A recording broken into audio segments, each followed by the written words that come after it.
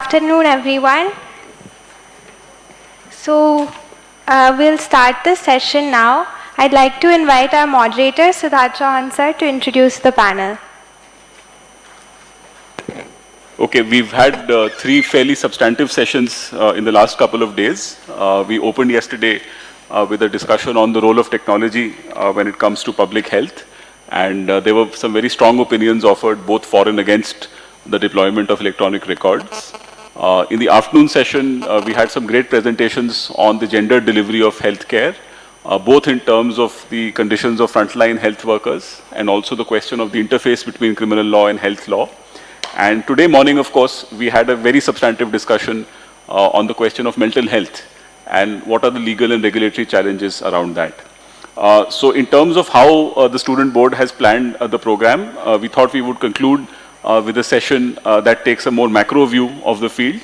As a law school, of course, the main purpose behind organizing an activity of this kind was more in terms of knowledge, because we don't really have health law as a stable course that we have taught in the past. Occasionally, we might have had a few visiting courses. So for us, the real incentive for having speakers with expertise in the field and scholarship in the field was to also perhaps try and create a platform for that learning to happen. So we have 5 speakers who've kindly joined us. Some of them have been, in fact, attending the sessions since yesterday.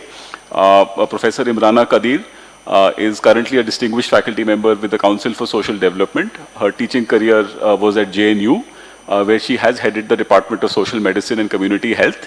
And I think the way in which the students discovered you was possibly the book that was published a few years ago on public health in India. So we do look forward to hearing from you and your comments on the role of public finance in the question of the health sector. We have Professor N. Purendra Prasad, who is currently with the University of Hyderabad. He is in fact the head of the Department of Sociology there. He has taught at TIS Mumbai earlier, and he has co-authored a book titled Equity and Access Healthcare Studies in India. Mr. Soumitra Ghosh is currently with the School of Health System Studies at TIS and is also published extensively on the question of health economics and policy. Professor Shreelata Seshadri is with the Azim Premji University. She's a professor of health and nutrition at the School of Development, if I'm not wrong, and she has previously worked with the Center for Global Health Research at the University of Toronto before coming back to India. And last but not the least, we have K. Sujata Rao, who's been a career civil servant and has made a massive contribution to the health sector and has also served as a secretary, in fact, for the Ministry of Health and Family Welfare, and has represented India several times at international forums, including the World Health Organization. And most recently, she has published a book titled Do We Care? India's Health System. So we thought that we'll go with an order which reflects the discussion and how we build on the previous discussions. But the students more or less seem to have made up their mind. So I'll invite Professor Imrana Qadeer to perhaps take the podium and make her remarks. I'll enforce limits of 20 minutes per speaker. That's my job. That's the only substantive role I'll play here. And then we'll take questions or interstate discussion after that.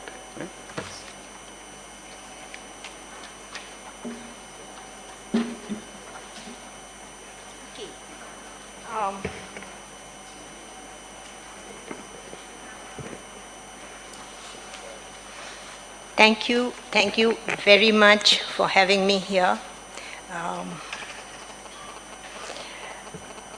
After lunch, last session, I know we are all sick of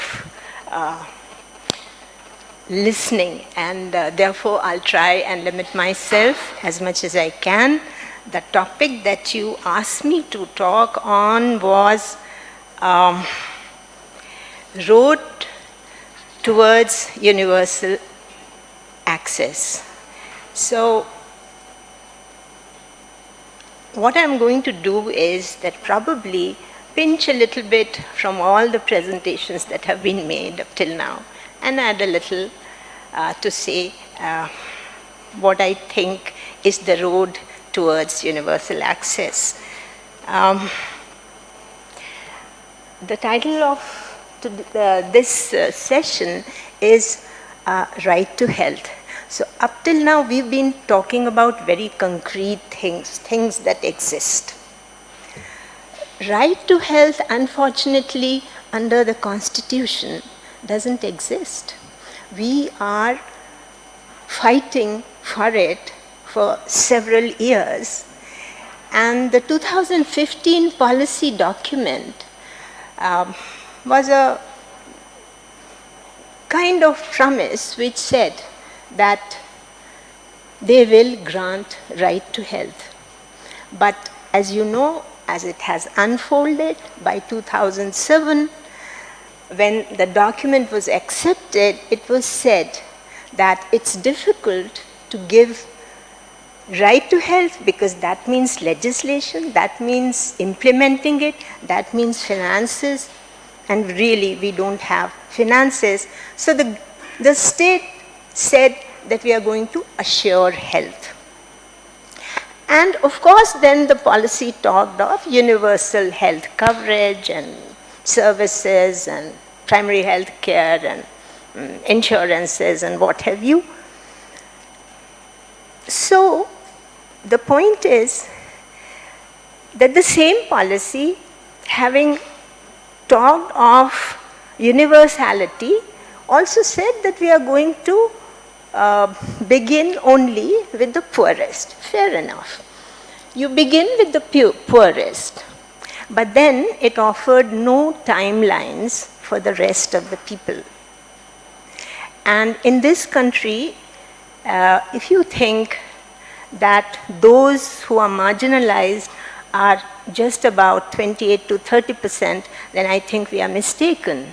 So a whole lot of people who are still below the poverty line or on the poverty line, sitting on it, are waiting for a policy which is more universalizing.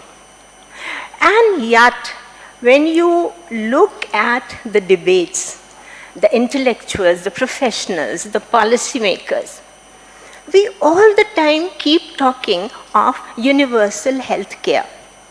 We have swallowed this concept hook, line, and sinker as if it is a reality and it exists and we are working towards it.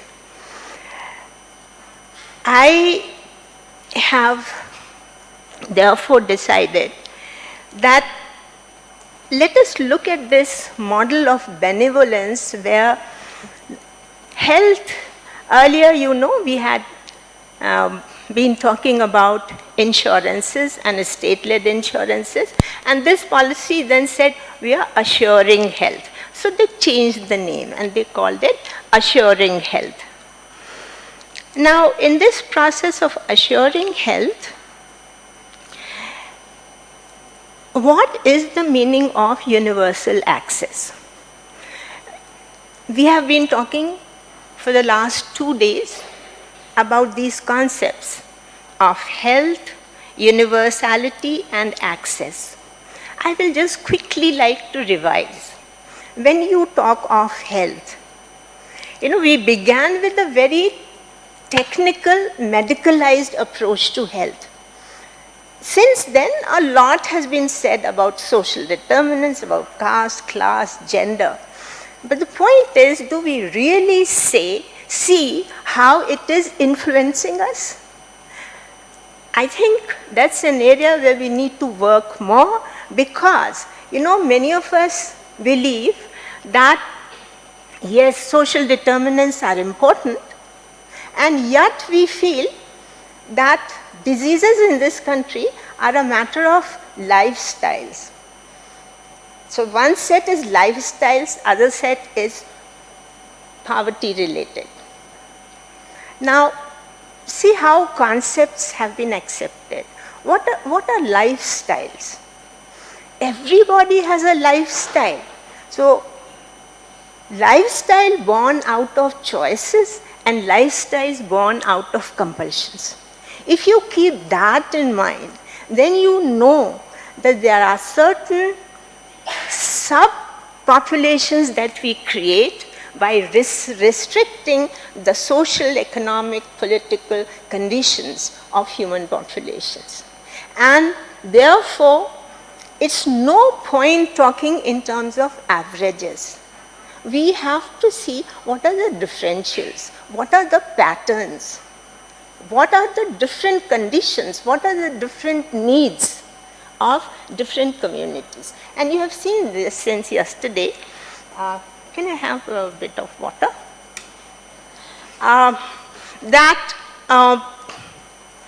This keeps changing. Similarly, if you talk of universality, universality is not an issue of numbers and covering numbers, because universality again is related to your sensitivity towards the different conditions, the different needs, and not confuse between the demands that may be coming from some very vocal sections and the needs of some people who stay unarticulated. And you have seen it again in our previous presentations. Now I come to access. What is access? Everybody assumes access means that, well, you can go and you can get the coverage. Access can be physical, material, that the services are there. Access can also be social. The services are there, but you cannot have them. You are not allowed entry. You are not seen the way other people are seen. So there is an issue of social access, again related to the fact of your conditions and the subgroup you come from. And the third is the issue of economic access. That is, do you have money in your pocket? Can you go to a hospital which will take care of you?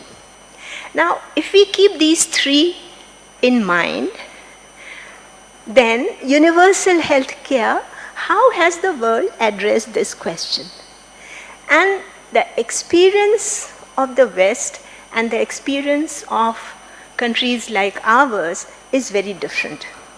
You know, the West, through industrial revolution, through social development, through their economic growth, through ruling the world, colonizing it and taking the resources from the rest of the world, they could build their infrastructures, they could create their services. And between 1940s and 60s, when welfare democracies were growing, universal health care became a very important concept because medical care had to be given to everybody. So you see, they didn't have to really worry about the welfare component, the social determinant component, because that to some extent had already been well taken care of. So you see over 1940s, 60s, different countries, the Canadian coming up with their insurance systems, the Britain, of course, led through NHS. In Europe, things developed. And that is where this UHC was buried. Our experience is very different. After we won up independence, there was a striving for building something different, building a democracy that tried to take care of its larger population. There are n number of committees which have gone into this. And the three things which I just want to talk about is that they said that ill health is rooted in poverty and you cannot dissociate it. And therefore, addressing poverty through economic development, through social development is a very critical issue. They talked of creating structures which cover the large populations, and so they developed pyramidal structures with primary health centers, sub-centers, PHCs, and you can read those committee reports that they wanted to do that. We created a subsystem, and the first three plans strived. And if you look at it, they built not only infrastructures, they trained doctors, they trained nurses, they trained paramedical workers. They did land reforms, they initiated PDS, they did schooling. So quite a bit was done. And by the 70s, India was proud of having done something for its populations. But the post-60s global world was difficult because the growth rates of social democracies had started declining. They couldn't retain their welfare systems. Russia had collapsed, so the force against capitalism was no more there to protect welfarism. US economy and its financial global institutions were becoming very powerful. And they were promoting financial capital, and it meant that you have to cut on welfarism. This is not important. Growth is important. So the growth model was pushing the world, and the third world countries were told to stop doing this welfarism and move towards reforms. And therefore, you find that it was not only our internal contradictions, and I don't deny that there were lots of problems in what we did. It could have been done better. In the 70s, there are n number of debates of how people found that things had gone wrong, how they wanted to correct themselves. But the huge loans we had, the political contradictions, and the global pressures forced us into structural reforms, and I hope you know what it was. And structural reforms, which meant opening your economy and doing away with welfarism, also introduced health sector reforms, which meant that health must be made into a market. It should be open, tertiary care should be open to the private sector, that hospitals should be opened up for private investments, that you cannot have such huge infrastructures with workers who were seen as wasteful. Now, you cannot run any public health system without a huge army of workers. If you have to assess, monitor diseases, if you have to prevent diseases, and if you have to do curative and rehabilitative services. But this criticism took roots, and we took health sector reforms. And at that point, when we did that, we accepted universal health coverage. And coverage, therefore, as I told you earlier, meant not accessibility in terms of physical access and social access. It meant economic access. It meant insurance to begin with. And therefore, it became state-funded insurances. Now, this state-funded insurance is an interesting thing that I would like to talk about, which is, see, insurance as it evolved was on the basis of social solidarity, that you pool risks. And risk pooling means that the rich and the poor come together, and therefore the rich are contributing to the care of the poor. Here, what is happening? The rich have lower taxes. All through post-reforms, the taxation on the rich and the middle classes has gone down. The poor carries the burden of his disease, and the state is now saying that I will invest in looking at the lowest 30% population. So what is happening? There's no solidarity. The rich are absolved of any responsibility towards solidarity. The state is investing. The state is also saying that because there is no infrastructure, so I have to take help of private sector. Now, please, it was in this context that the National Health Bill was introduced in 2009, and I'm sure you know about that bill. It had a beautiful preamble. It talked of health as a right. It talked of equality, justice, coverage, everything. But it's also talked of economic access and no other type of access, which meant that they are not saying, I'm going to invest in the public sector health infrastructure and improve it, but I'm going to transfer subsidy to the private sector, pay for the tertiary care that the poor might need, because the private sector was not then interested in primary and secondary levels, it was the tertiary that they wanted. And we were ready to do that.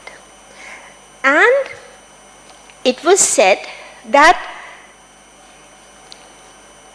the crisis today is what they called catastrophic health expenditure.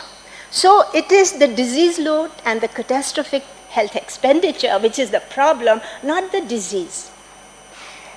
It therefore said dependence on private sector for that, plus the concept of primary health care, which unfortunately over the 70s we had ourselves completely ruined by converting it into first selective primary health care, then essential primary health care, then primary level care.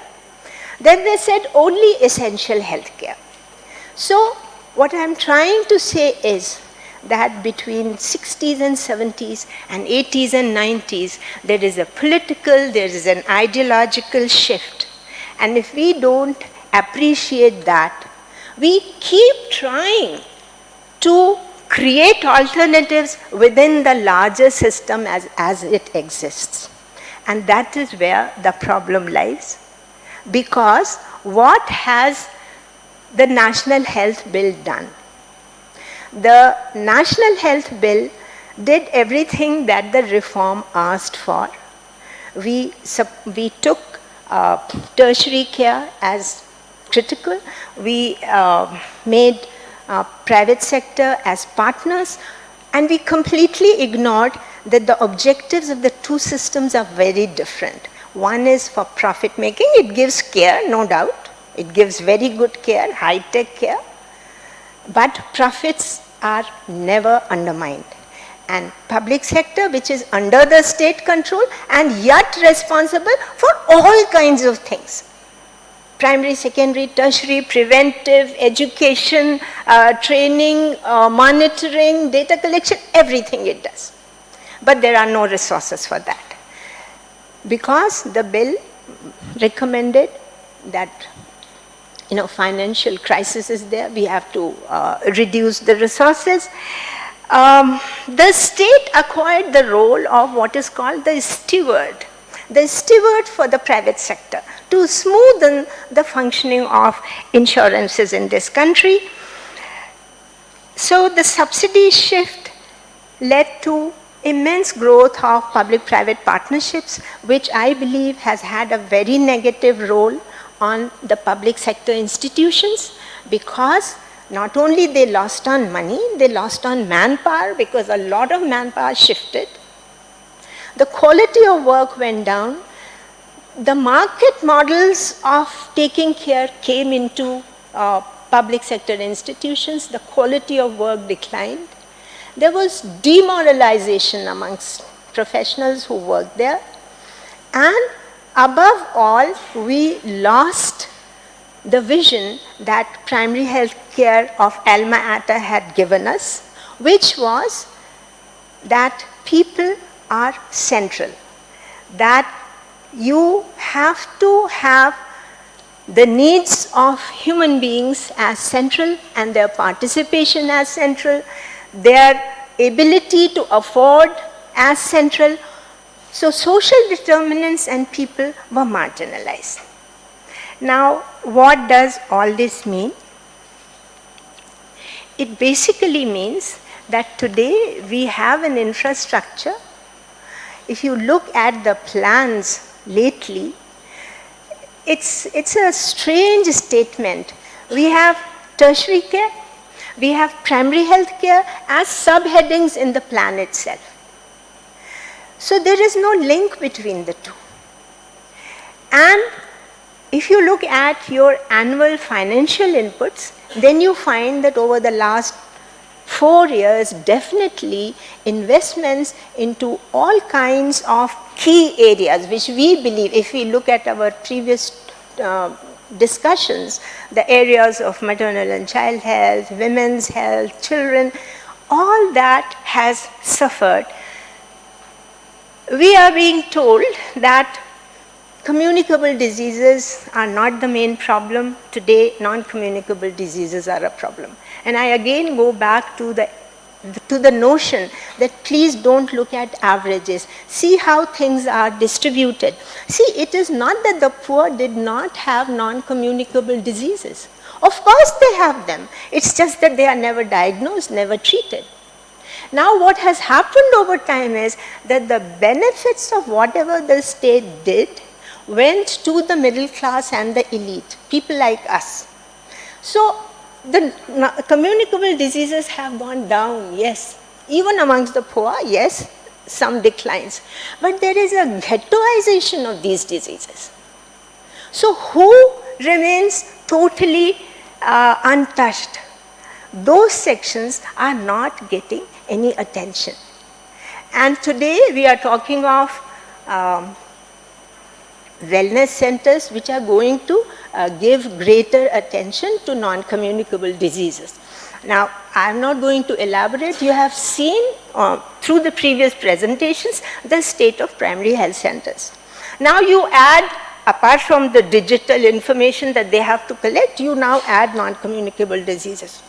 Do you think those people are going to get any attention to their problems? No. What's going to happen is that now this has become a sponge for identifying non-communicable diseases and send them to first and second and third referral centers. So more money for the private pockets. I don't want to take more time. I will just say that therefore, if you are searching for a road to universality, then you have to think and see what is the meaning of the terms that are thrown at you. How do you understand them? How do you analyze them? And then see that in the Indian experience, what are the mistakes that were made historically? You see, you don't change history.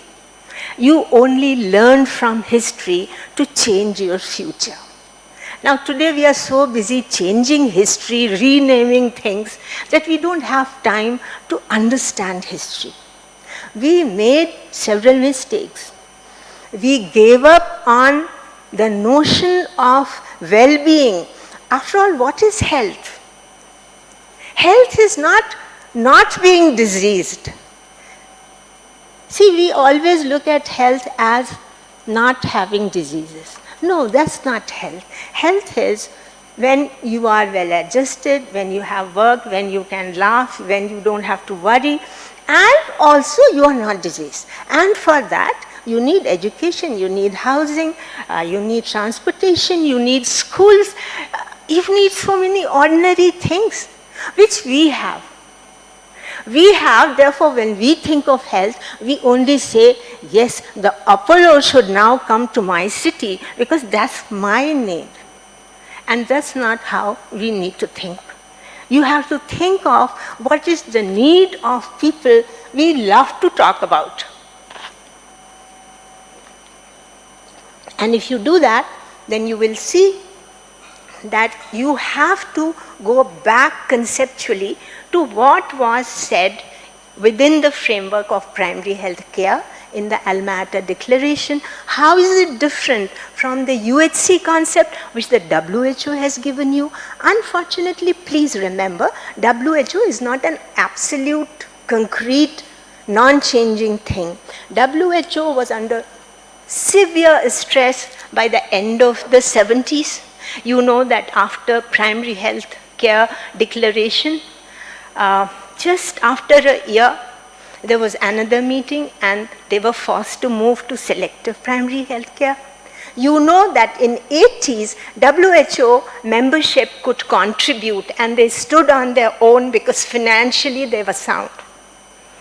Over 90s, the other countries were under such economic stress that their contributions to WHO fell. Earlier, they were giving 106 million US dollars over and above US contributions. In the 90s, the US contribution was much higher. So, WHO has changed. The directors of WHO, one was Mahler, who gave us Alma-Ata, and later you have the others, Margaret Chan, who has given the statement that UHC is the best thing that could have happened. And UHC is changing the focus to catastrophic expenditures. So I don't blame them. They are international organizations. Their function is dependent on the people who support them and the people who fight them. Alma-Ata was possible because the third world countries have gotten together and had fought for their rights. And today, you are at the same point. So, you have to change the national health bill, and you also have to ensure that it is brought on the table and not scuttled in the shelves of the parliament. You have to look around and look at the peasant movement that is happening in this country. The patient movements that you've been talking of today, the student movements that are fighting for the rights for better education and freedom to speak. Freedom is a very bad word these days. You can be called many things, so be careful. But those are the movements which are going to expand the canvas of universal health care. So you have not only to think of law, but you also have to think of linkages. Linkages with these movements, bringing ideas on the platform together, and then working together to create a blueprint.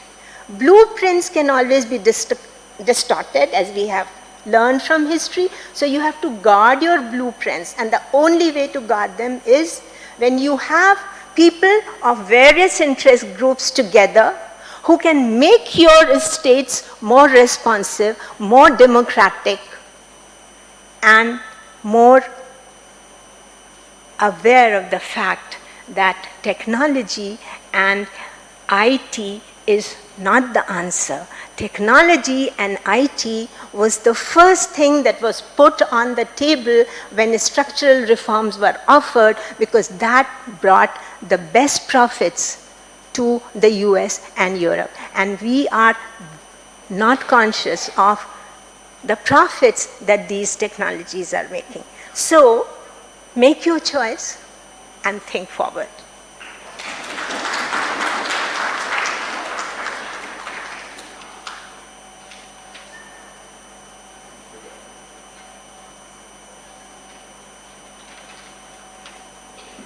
Thank you, Professor Imrana Qadeer, for giving us an overview of how the debate about access has evolved over the last several decades. May I now invite Professor Shreelata Rao Seshadri to offer her remarks.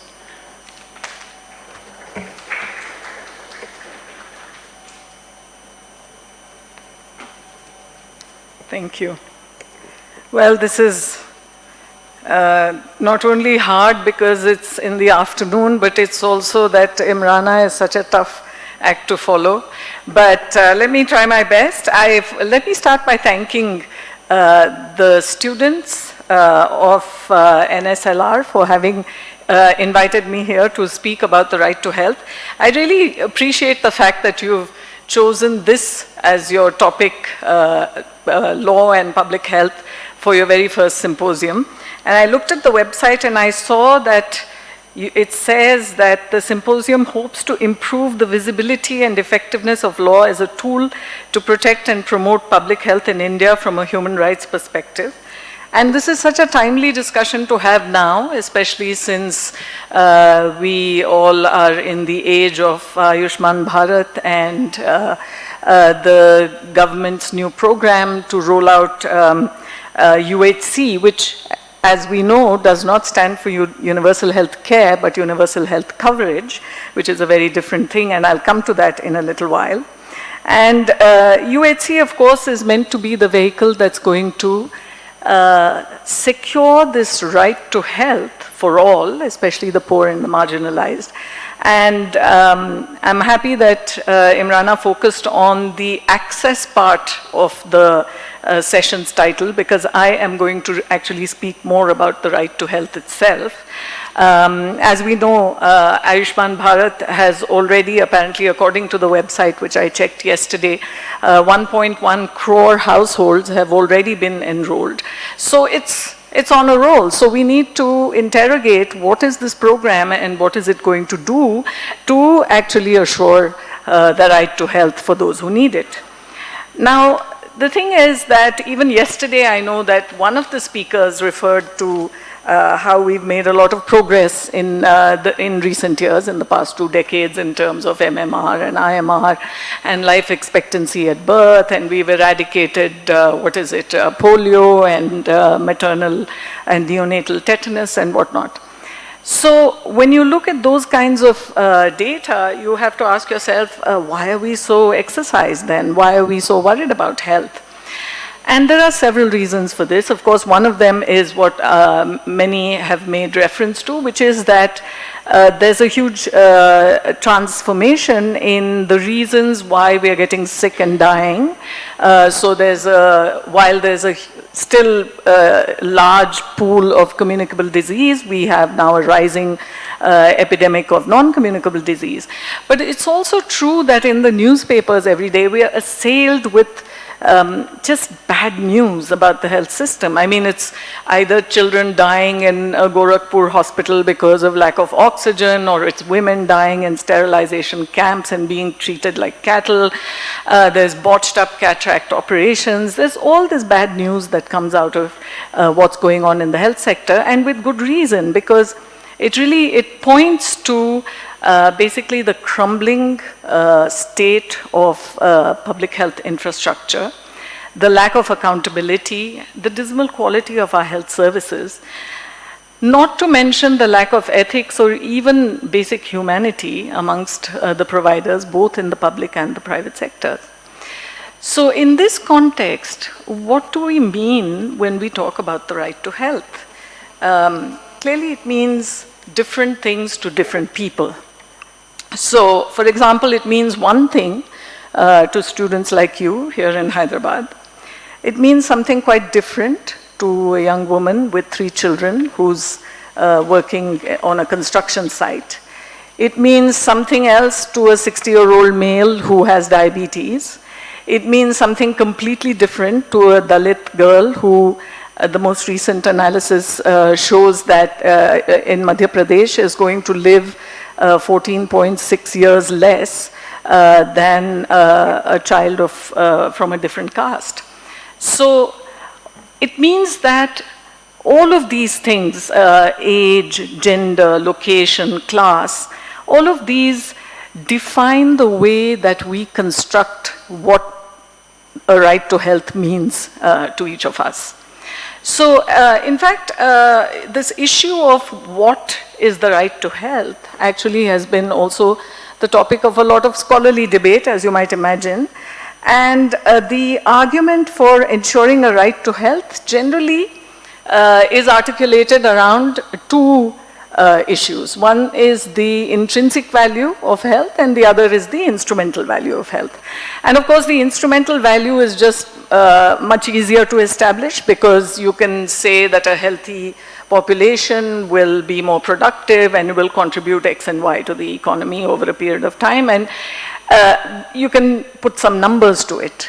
But the intrinsic value of health is a more difficult argument, and in fact, even philosophers have been confused by it, or have, I think, stumbled on this idea of how do you define or measure or articulate the intrinsic value of health. And Daniels, who perhaps some of you might have read, has said a right claim to equal health is best constructed as a demand for equality of access or entitlements to health services.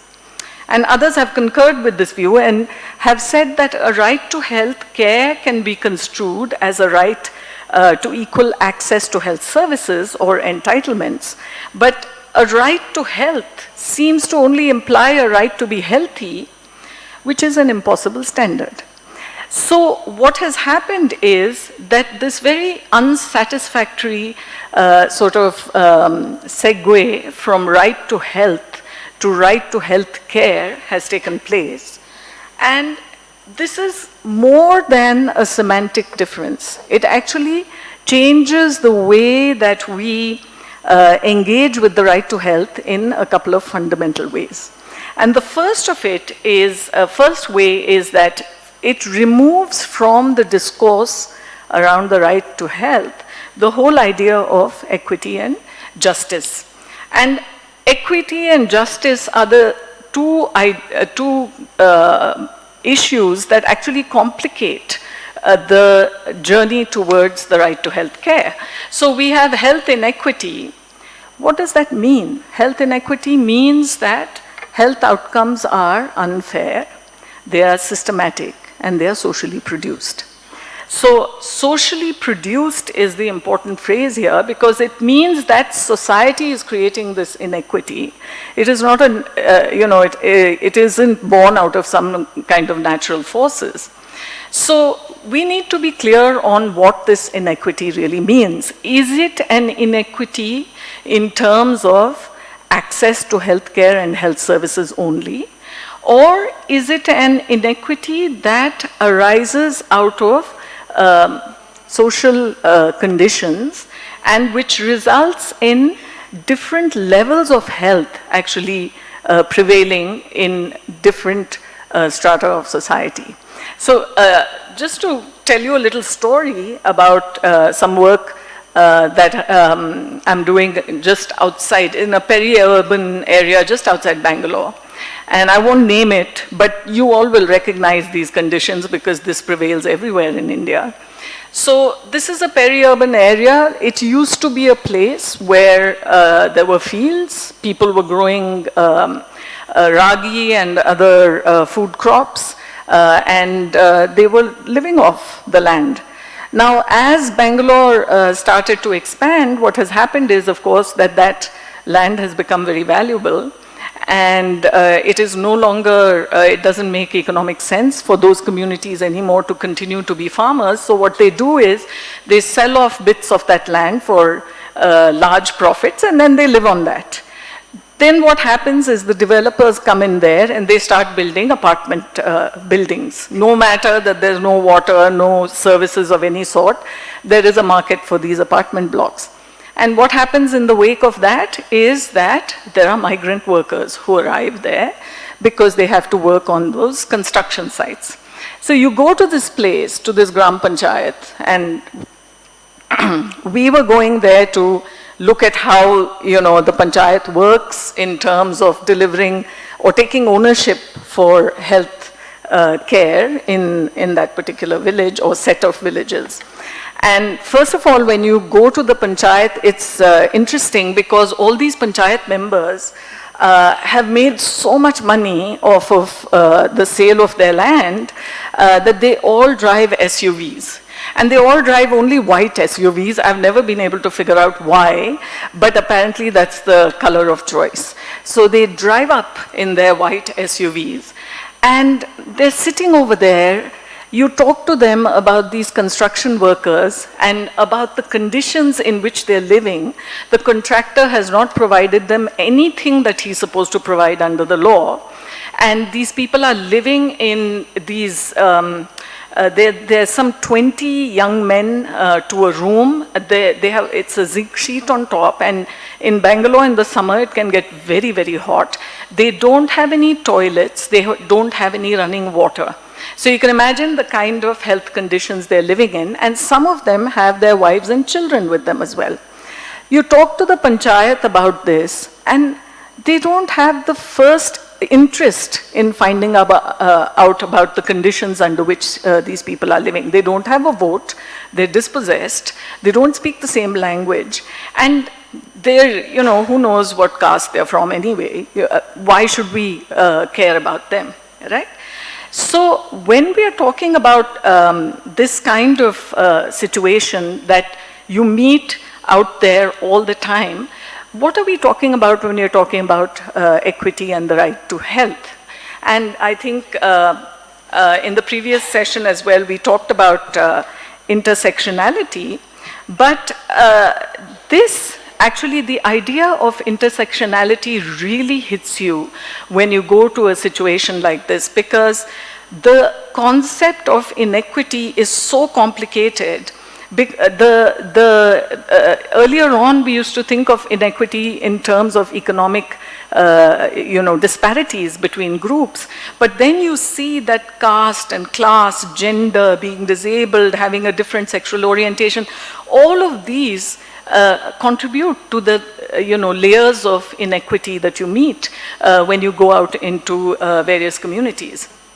So, when you're looking at inequity through this lens of intersectionality, then you begin to understand that just looking at, let's say, women's issues is not enough. You need to look at whether a wealthy, urban, educated, professional woman has the same issues in terms of accessing health, or in terms of realizing the right to health care, or right to health, as, for example, a poor Adivasi woman in some, tribal hamlet outside Mysore. Clearly not. In fact, that woman may be better off than a lot of the men that you meet, right? So when we have these layered categories to understand inequity, to see people not just as rich and poor, or man and woman, or Brahmin and Dalit, or rural and urban, and so on, these various binaries that we think of. But we see that one person can be at the intersection of poverty, caste, gender, class, where they all meet, and then this creates a level of vulnerability which is much, very different and far greater than what any one of those would have been by themselves. So that's one issue that we need to worry about when we conflate right to health with right to health care. But the second one has to do with what is the role of the state vis-a-vis the rights of the citizen when you change right to health care, right?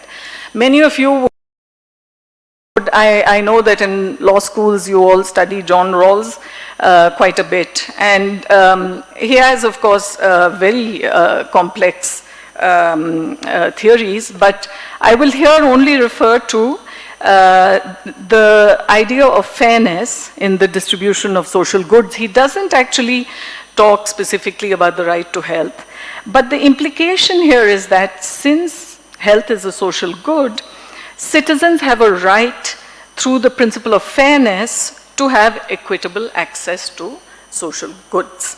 Now, in the context of health, this presents a tremendous challenge to our health system. I think many people have referred to health system's challenges already, but we need to remember the crumbling nature of our health services.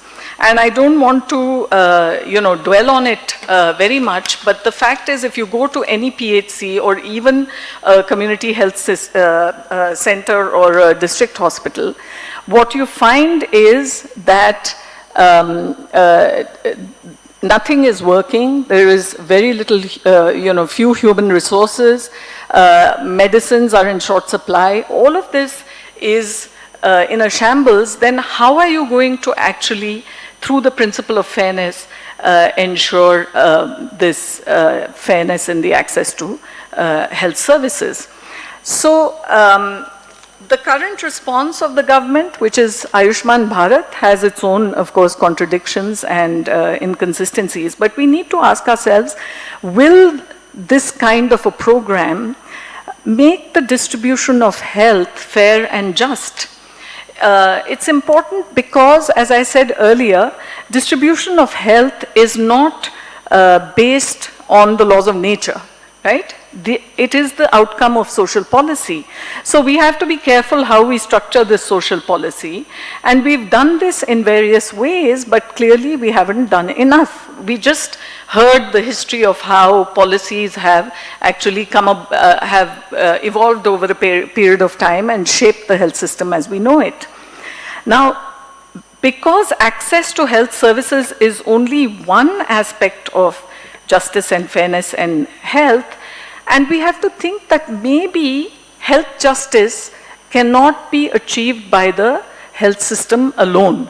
This is where public health has to reach beyond the boundaries of the health system as we define it. We generally define the health system and, as being encompassing the health services as we know them. But maybe they have to go well beyond and start to include things like, for example, water, sanitation, nutrition, and so on and so forth, and start thinking beyond whether the hospitals are working and whether we have human resources for health and so on and so forth.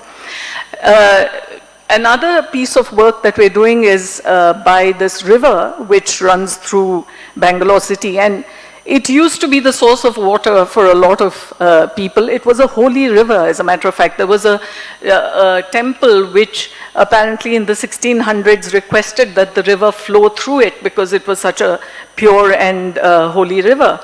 At this point, that river survives only because of the sewage of Bangalore city flowing into it. And it flows out into the fields towards Mysore. And those fields used to be irrigated by the water from this river. Now, if there is no water in the river, what are those people supposed to do? So they use the water from the river, even though it is, it's polluted, it's severely polluted water. Now, we went there looking for the health impacts. If you go to that river, as one of my students put it, he said, "Ma'am, it looks like Switzerland." Well, it does actually a little bit, because it looks as if it's been snowing heavily for weeks in that area. You know, you've heard of the spontaneously combusting lakes in Bangalore. Well, this river also spontaneously combusts once in a while. It's lovely, and then when the wind blows, there are puffs of white clouds of things, and then you have to run because it might actually touch you, and then you'll have a burn or something like that. So this is the sight that meets you, green fields, this white, lovely, foaming river, and then the smell assails you, and then this nasty smell.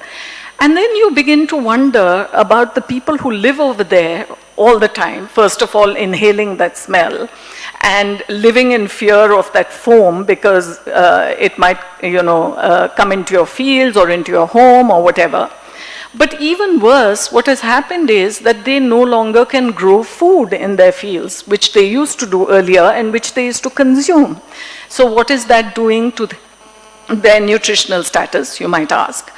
Secondly, they have started growing fodder there, and that fodder actually is fed to the cows, and you have to wonder what it's doing to the milk that is being produced as a result, right? Thirdly, we went and spoke to the veterinarian over there, who said that the animals are now barren. They are extremely fragile and susceptible to repeated infections and so on and so forth. There's a lot of stuff happening to the animals, which must also be happening to the humans, except nobody is talking about it. The PHC medical officer, when we went to talk to him, he said, "Oh, no, everything is fine. No change. Dengue? No. Dengue is just the same." In Bangalore city, dengue has increased, but he claimed that in that area, nothing had happened. Dengue was perfectly fine, under control. Any change in cancer, more cancer? No cancer is coming up. I don't know why he was so defensive, but clearly he didn't want to talk for some reason. So when you think about this, you wonder, now what is the kind of health system that is going to respond to situations like this? And is it sufficient for us to think about right to health only in the context of health systems, right? because health is now beginning to, or the situation is now beginning to cause all these interlinkages between health, the environment, food, nutrition. All of these have become part now of the same discourse. So as we heard earlier, there needs to be something that locates health within this larger canvas. And looking at the right to health not in isolation, but as part of a larger rights discourse, which looks also at right to food, right to water, right to livelihoods. How are these people supposed to survive here if you say, you know what, this water is really dirty and you shouldn't be living there, you shouldn't be in its vicinity, you're going to get skin infections. What, are they supposed to abandon their land and go? Where will they go? And what can you give them? In fact, in another situation, in the tribal areas near Mysore, where we were doing some work on nutrition, they have actually evicted the tribals from the forest, because now it's become a reserve forest. And they're parked outside the forest in, basically a little shanty. And the government gives them, how much is it? Some 20 eggs per household per week. And then, more rice and a little more dal than they give through the regular PDS and so on. But we talked to the older women in those families. These were families that went hunting.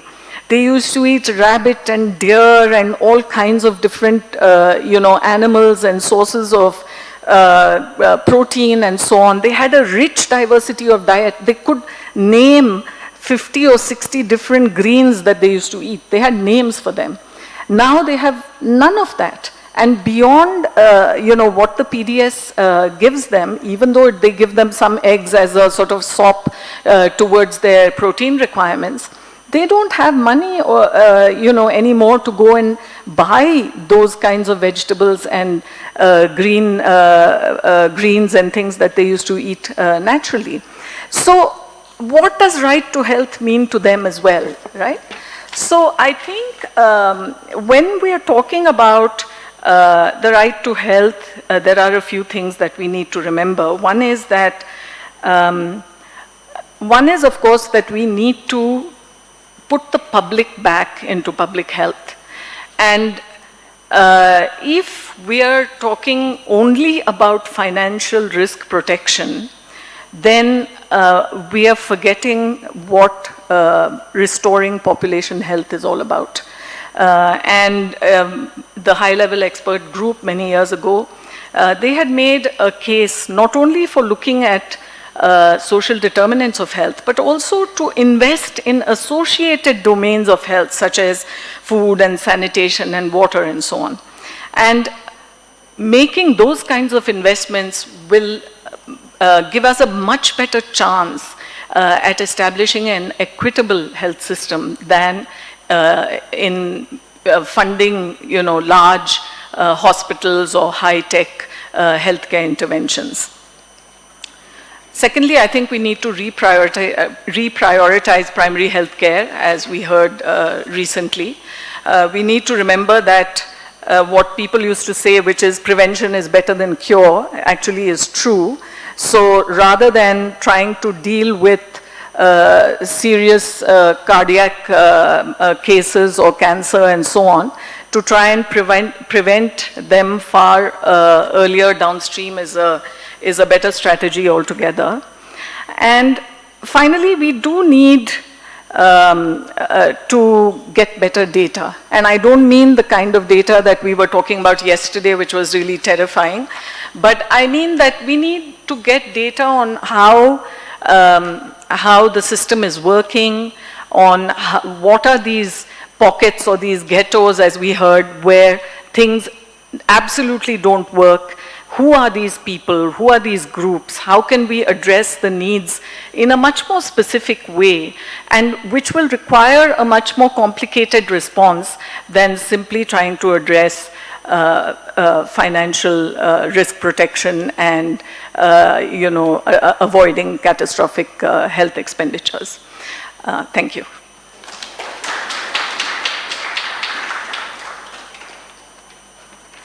Thank you, Professor Seshadri, for that very organized presentation. As someone who's teaching courses on constitutional law and legal theory here, I must admit that when we do use Rawls, we tend to use Rawls in a very narrow manner, speaking about specific incremental solutions rather than taking a systems view. So in fact, that's also the limitation of legal scholarship, that even if we look at, let's say, the larger question of social welfare rights, we're thinking about them as conditional rights, rights which become available to people who have certain amount of resources or capital to come to the judicial system. Whereas the kind of debates or the kind of expertise that you're talking about would require a very different perspective, which is obviously the main objective behind having a conversation like this. So may I now invite Professor Purendra Prasad to come up and offer some discussions about his research scholarship.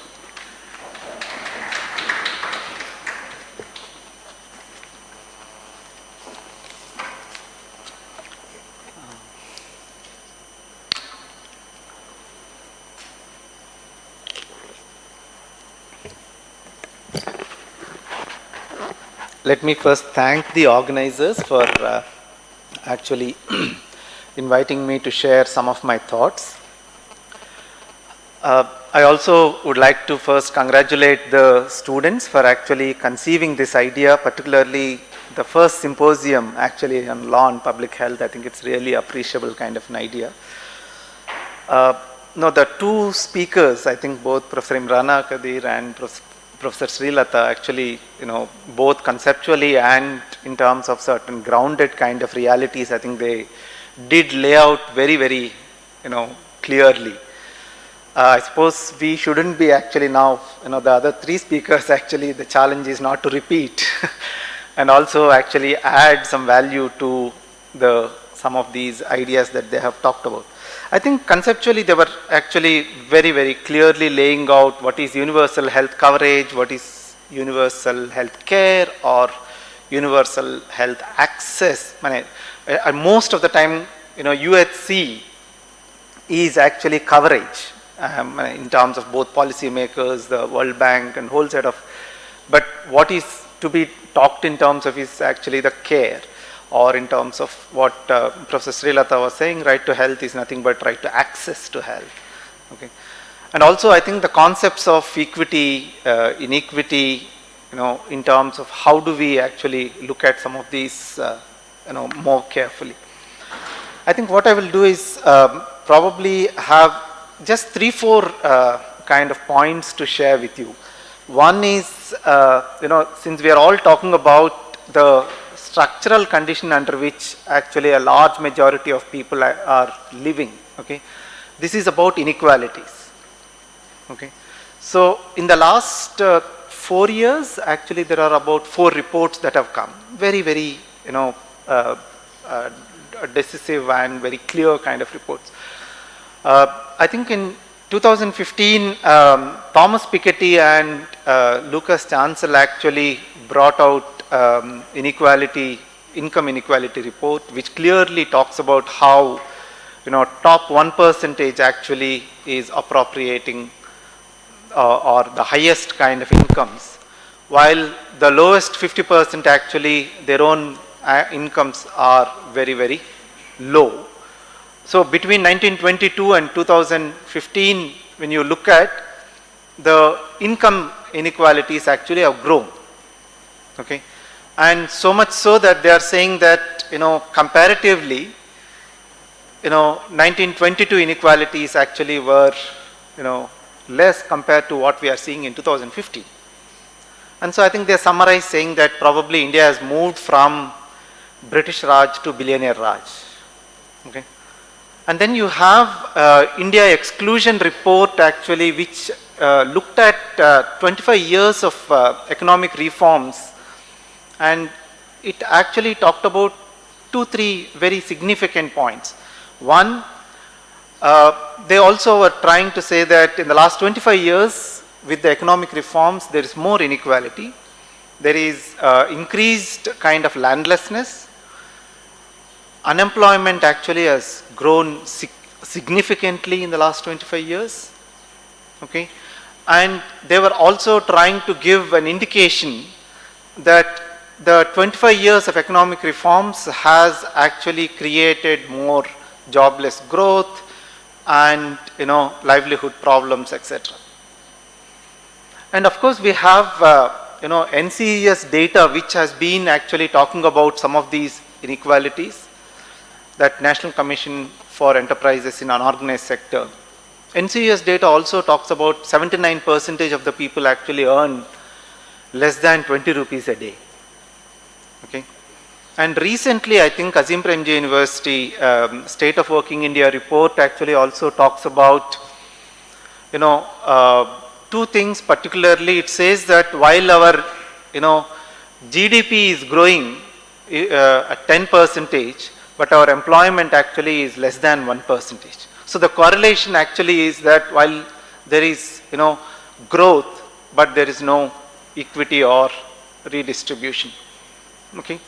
It also actually talks in terms of scheduled castes, scheduled tribes, OBC, saying that today scheduled castes actually earn probably 56% less than their upper caste counterparts. STs earn probably 55% less than their upper caste counterparts. OBCs earn 72% less than their upper caste counterparts. After Sachar committee, Justice Sachar committee, I think this is one other report which also is talking about religion, caste, variables in terms of how inequalities, particularly the economic inequalities, also need to be understood, not merely in terms of aggregate statistics, but also more concretely in terms of the caste and religious groups, etc. Okay. And of course you have all these reports which have come 2015, 16, 17, 18, all of them actually tell us the same story, that inequalities have increased. Okay. And you have governments actually poverty kind of determination committee, Tendulkar committee, which also defines in terms of some of these poverty rates. But the point from that is that how do people, okay, about 30 crores of people survive on 32 rupees per day per person in urban areas and 26 rupees per day person in rural areas. And now, if you imagine, how are these people actually surviving in terms of their illness, in terms of their, other sets of, death and other kind of conditions, how do they survive in this country? I think this is one condition, one scenario that I just wanted to put in terms of explaining, the structural kind of conditions over a longer periods of time that we can see. Okay, today in 2017-18 we are talking about the whole set of inequality actually increasing, and you have large proportion of people who have to fend themselves. Okay, and then when we actually move to the state of health, okay, what has been the report card when we look at the state of health? Okay, I think both the previous speakers have already indicated that progressively the public health care system has weakened. A large proportion of people actually today seek the private health care as first line of treatment, and you have actually significant kind of out of pocket expenditure, okay, in India compared to, you cannot even compare like countries like Sri Lanka, Brazil, Thailand, Mexico. When I compare to them, our own kind of healthcare spending actually is much lower, the government spending, and therefore out of pocket expenditure has been tremendously growing. And this is where I think we are all talking about catastrophic health expenditure, and therefore you have actually set of initiatives that state actually is trying to bring forward. Okay, So when you look at, over a period of time, actually, the reasons why public health care actually has gone down, it is primarily because of, the state's commitment to, obligation of providing health to every citizen of this country has actually been, diluted. There is also more commitment towards actually encouraging the private sector over a period of time. Okay.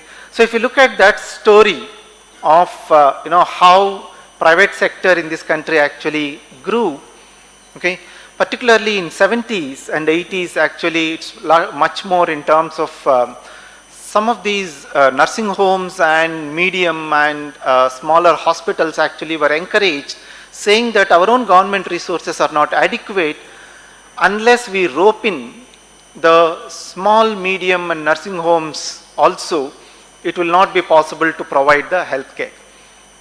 In 90s, with the economic reforms and globalization, what we have actually done is a huge acceleration of the privatization process in terms of encouraging the corporate hospitals by giving land, by giving subsidies, by in terms of providing all kinds of provisions in terms of import of the huge expensive kind of medical equipment and diagnostic technologies.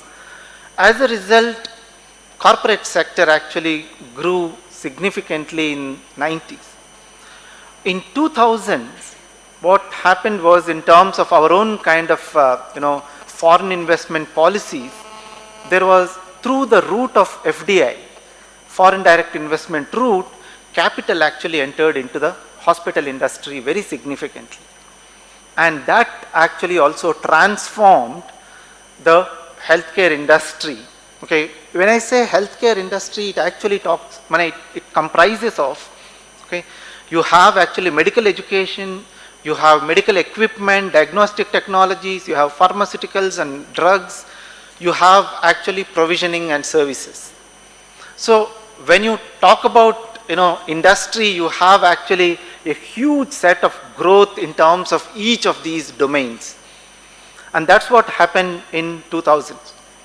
In 2010, through this Insurance Regulatory Development Authority, okay, what it has done is it recognizes the third party agencies. Okay. So through this route, what happened is that government actually now started, accepting the contractual kind of arrangement with the private sector, meaning that state need not anymore actually provide the services, but it can purchase the services from the private sector. Okay, and that's where you have actually 2010, okay, the insurance model that actually created a new kind of model in the Indian healthcare sector. And as a result, okay, what today Indian government actually is talking about, Ayushman Bharat, I think National Health Protection Mission. Okay, so when you look at this Ayushman Bharat, the insurance model, which is actually the American model of providing actually healthcare, in terms of insurance and individualizing rather than collectivizing and politicizing the health services.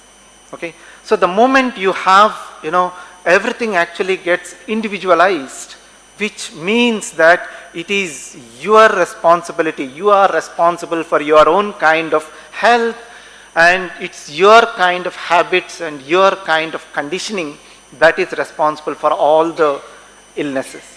So the responsibility is now, shifted from the state and other kind of agencies to the individuals.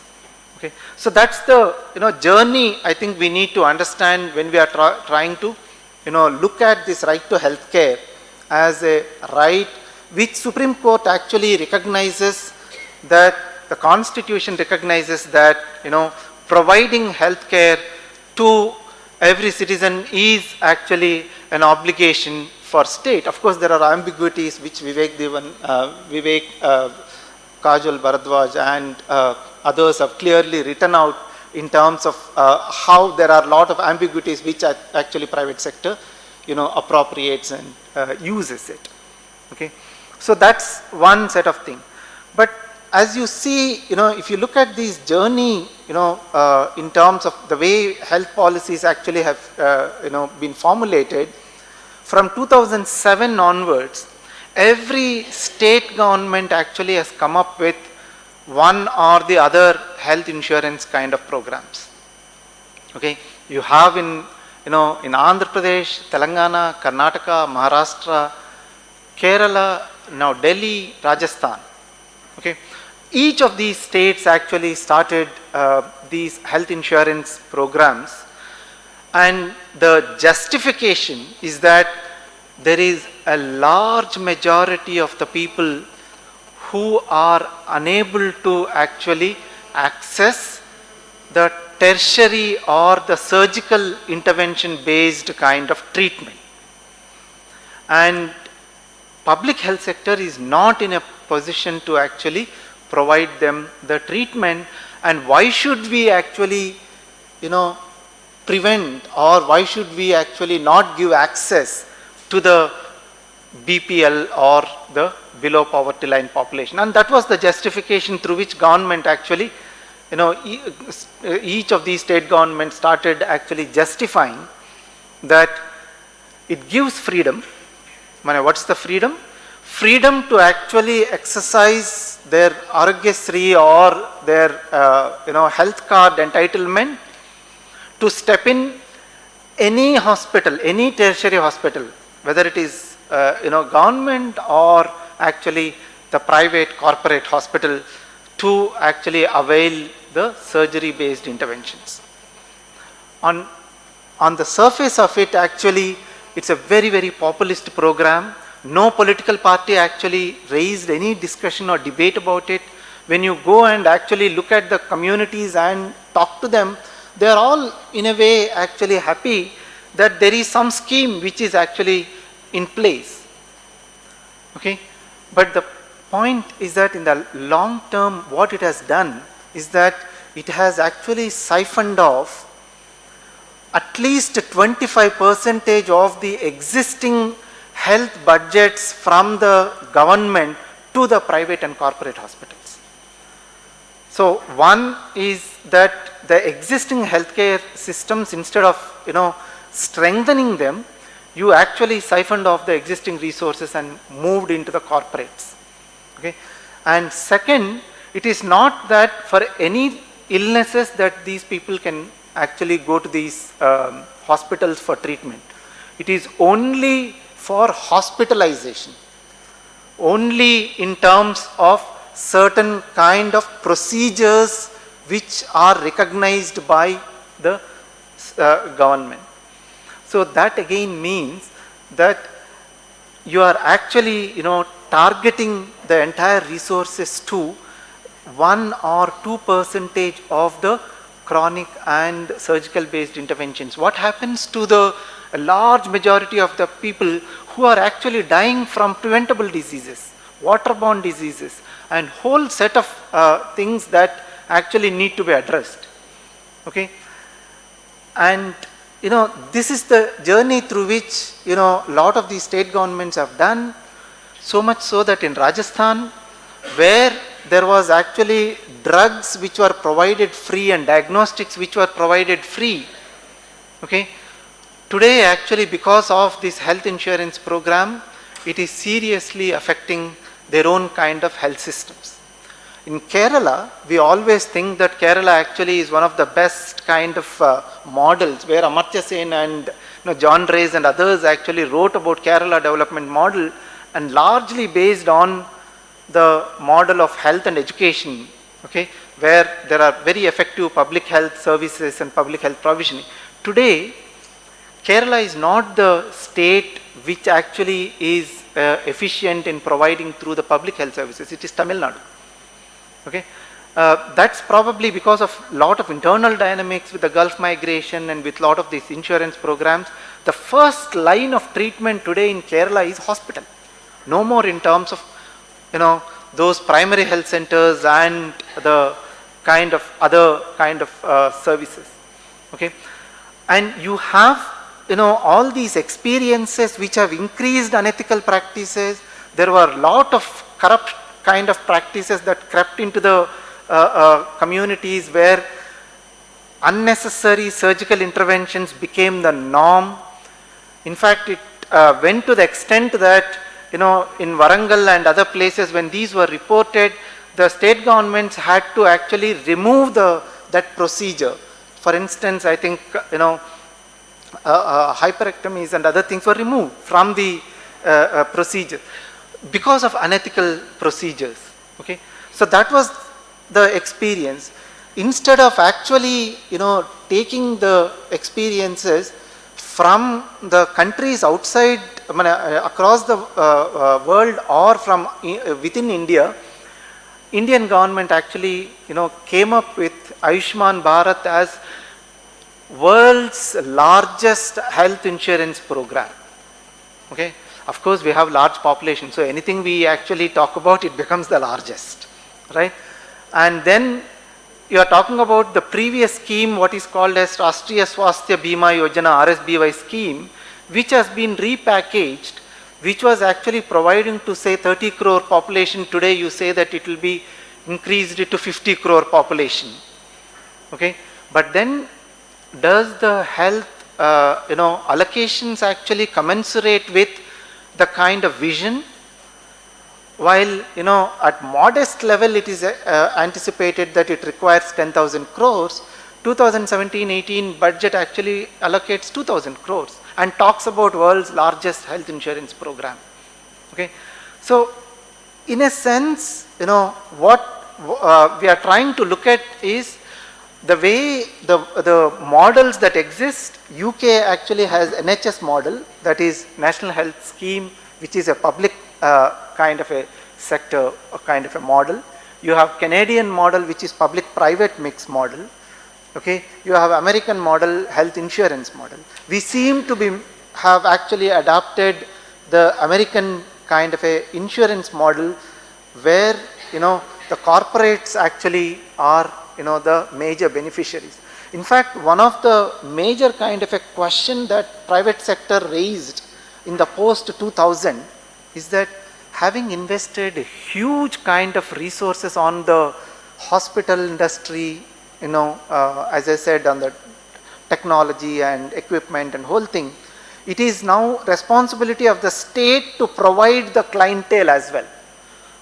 And therefore Indian state actually has been, party to providing today in terms of the clientele, in the sense that through the insurance programs you are actually, moving the poor patient pool into the corporate sector. Okay, while you have number of studies that actually indicate that the only way to actually reach universal access to healthcare, to achieve the right to health, is strengthening the public healthcare.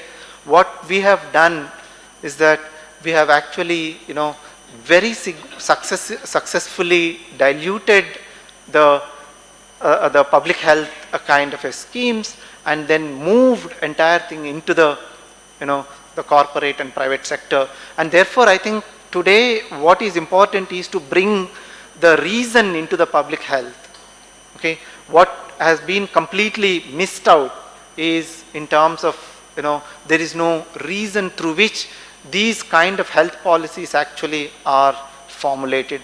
And therefore I think we need to understand that these amendments, acts, legal procedures, all of it actually are to be studied, scrutinized in detail, but we also need to look at the context in which some of these actually are formulated.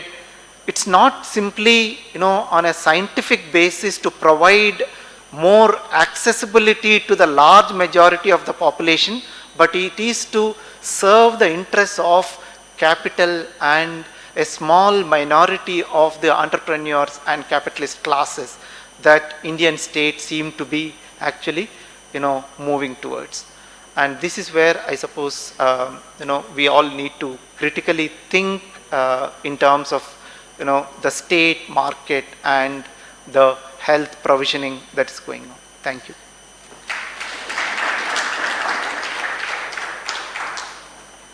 So I thank Professor Prasad for outlining how the state is abdicating its responsibility at many levels. So I now invite Dr. Soumitra Ghosh. I think, sir, you have a presentation here.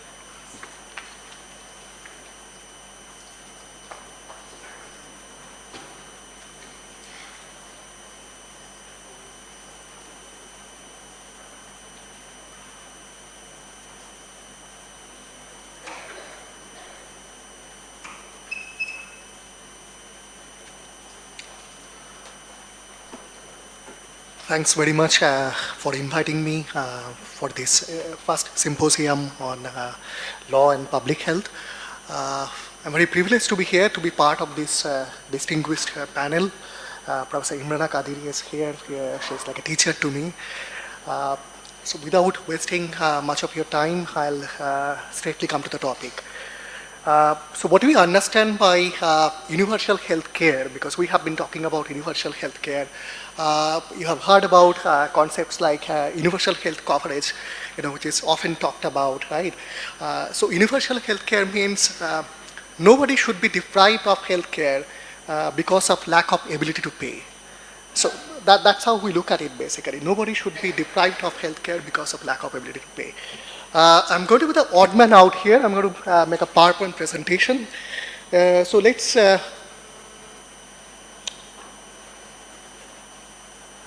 thanks. Let's look at the universal healthcare scenario across the globe, basically. So you have certain countries, countries which are shown in blue color. So they already have some type of universal healthcare system that is existing there. You have the countries which are in green color. So these are the ones which are attempting to establish universal healthcare system. And then you have the rest of the countries which are painted in gray. So there you do not have any universal healthcare system. And there are a couple of countries over there. I think I picked it up from the net, and it seems that it's created by CIA, because those areas that are shown in orange color, it seems that it's Iraq, and Iraq has achieved universal health coverage because US Army is present over there. So it's financed by the US Army. So anyway, the point is the countries where we have the universal healthcare system present, they look at healthcare as a public service. So that is how the healthcare is treated there.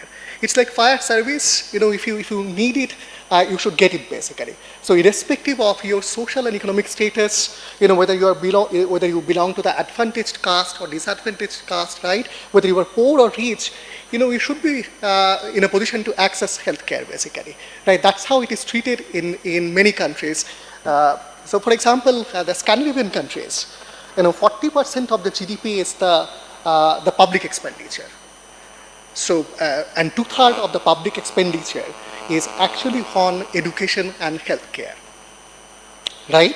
So, of course, India is nowhere close to these countries, although, there are stunts like Ayushman Bharat, right? So, I'll come to that Ayushman Bharat part a little later.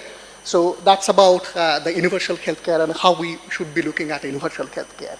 Let's look at the health and nutrition indicators of India vis-a-vis other countries. So if you look at the simple, the indicators called life expectancy at birth, the other outcome indicators is child mortality. So you could see that India's health indicators are actually very poor, and they compare very unfavorably with even our neighboring countries like Bangladesh, Bhutan, and China.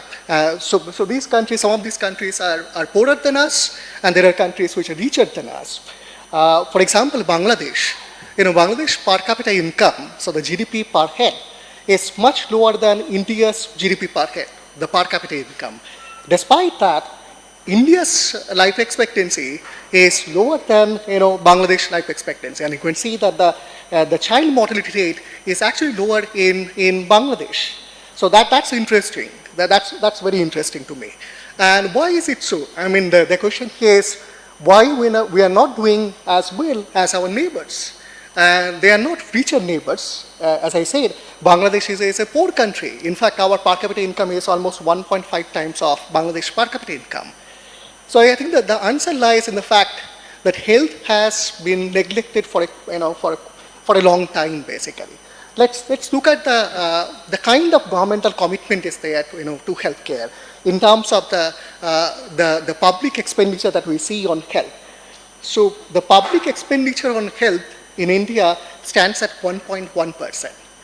And this has been hovering around 1%, I think for a pretty long time. It's been more than 2.5 decades that the public expenditure on health, is hovering around this 1%. So it's little more than 1%, 1.1%. If you look at the 2017-18 figures, you would see it is still around 1.13%.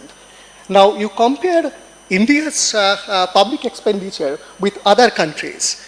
Yeah, I'm sure that all of you must be knowing about Sub-Saharan Africa. That's the poorest region in the world. The Sub-Saharan African countries, on an average, they spend 2.6% of their GDP on healthcare.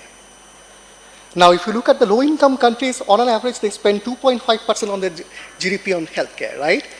So now you compare India's public expenditure pattern. As I said, it has been hovering around 1% for a long time. Now, the point is, I'm sure that you all must have heard about this argument. There's an excuse for not giving enough money to the health sector because the government thinks that we do not have enough money. So the resources, the financial resources are not there, and that's the reason that we are not in a position to, spend more money for health. Now, if you look at the tax to GDP ratio, right? So the tax to GDP ratio has improved significantly in the last 2.5 decades. So starting in 51, 52, if you look at the tax to GDP ratio, it used to be around 6% of GDP. From 6% of GDP, it has become 17.2% of GDP in the year 2017-18. So you have had rapid economic growth, right? And your public revenue has also increased significantly in the recent past, which means that you have additional money, and this additional money could have been invested in health. So there was an opportunity, which we could have utilized to actually invest in health, and that opportunity, to a large extent, has been missed.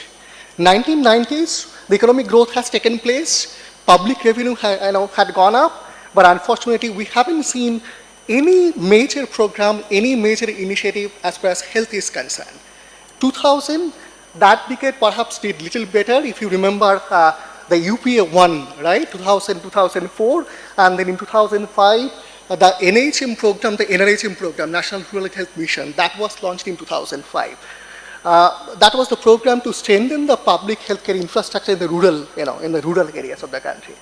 So, but if you know about the budgetary allocation for NRHM, it's little less than 0.02% of GDP. So with that kind of money, it's far too late to make any major impact, basically. So that's another interesting point, because you want to consolidate the public healthcare infrastructure with little money like 0.02% of GDP, right? On the other hand, we witnessed another interesting development that took place in 2000s, basically. I'm sure because RSBI has been already introduced by previous speaker. So RSBI, the Rashtriya Swasthya Bima Yojana, which was the predecessor to the current program called PMJY, the Prime Minister's Jan Arogya Yojana. There has been name-changing ceremonies, basically. So I keep forgetting what was the last name of PMJY. It was National Health Protection Scheme, then it became PMJY, then they put a hyphen, now it's PM-JAY. Anyway, so RSBI was launched in 2008, and even before that, in Andhra Pradesh, we had this program called, we still have this program called Arogya that was launched. And then several states actually emulated this, and they started their own health insurance programs. So I wanted to tell you about this, what can we learn from these publicly financed health insurance programs? the programs that we have had so far, right? So as I said, it's an insurance program. Out and out, it's an insurance program. The government's role has been limited to only the financing part, which means whatever is the insurance premium, that premium is paid by the government. So it's paid by taxes basically. Rest of the functions are taken care of by the private entities. Why is it so? Because all this while we knew that, when it comes to public sector, right? So the money usually comes from the Ministry of Finance, isn't it? And then it comes to the Ministry of Health, and Ministry of Health actually provides healthcare services through its network of facilities. This is the first time there was a departure, right? So provisioning and financing has been split up basically. So the government was told, because there is an understanding, a perception has been created as if public sector is inefficient. We don't have any evidence to support this argument, by the way. So, but it was told that public sector is inefficient, and that's the reason the government's role should be limited to only financing. The provisioning part would be taken care of by the private sector, right? So we had RSPY. RSPY is one such program. It's a perfect example of PPP initiative. And then we had other insurance, the state health insurance program. We can skip this part. Let's look at the experience with the publicly financed insurance program. So I thought, we can have certain questions. Yeah, you can come to the next one. Can PHFI, publicly financed health insurance schemes, can actually contribute to UHC, the realization of universal healthcare? That's the first question that I'm posing. The second important question is, because this is all these insurance programs have taken a target-based approach. So they are not universal in nature. As you know, for RSPY, the target population was the BPL families which are engaged in the informal sector. In other, state insurance programs, they specifically specified, it varies from state to state, basically targets the poor population, right? So in that sense, it's a target-based approach that they adopted, right? And it's not universal in nature.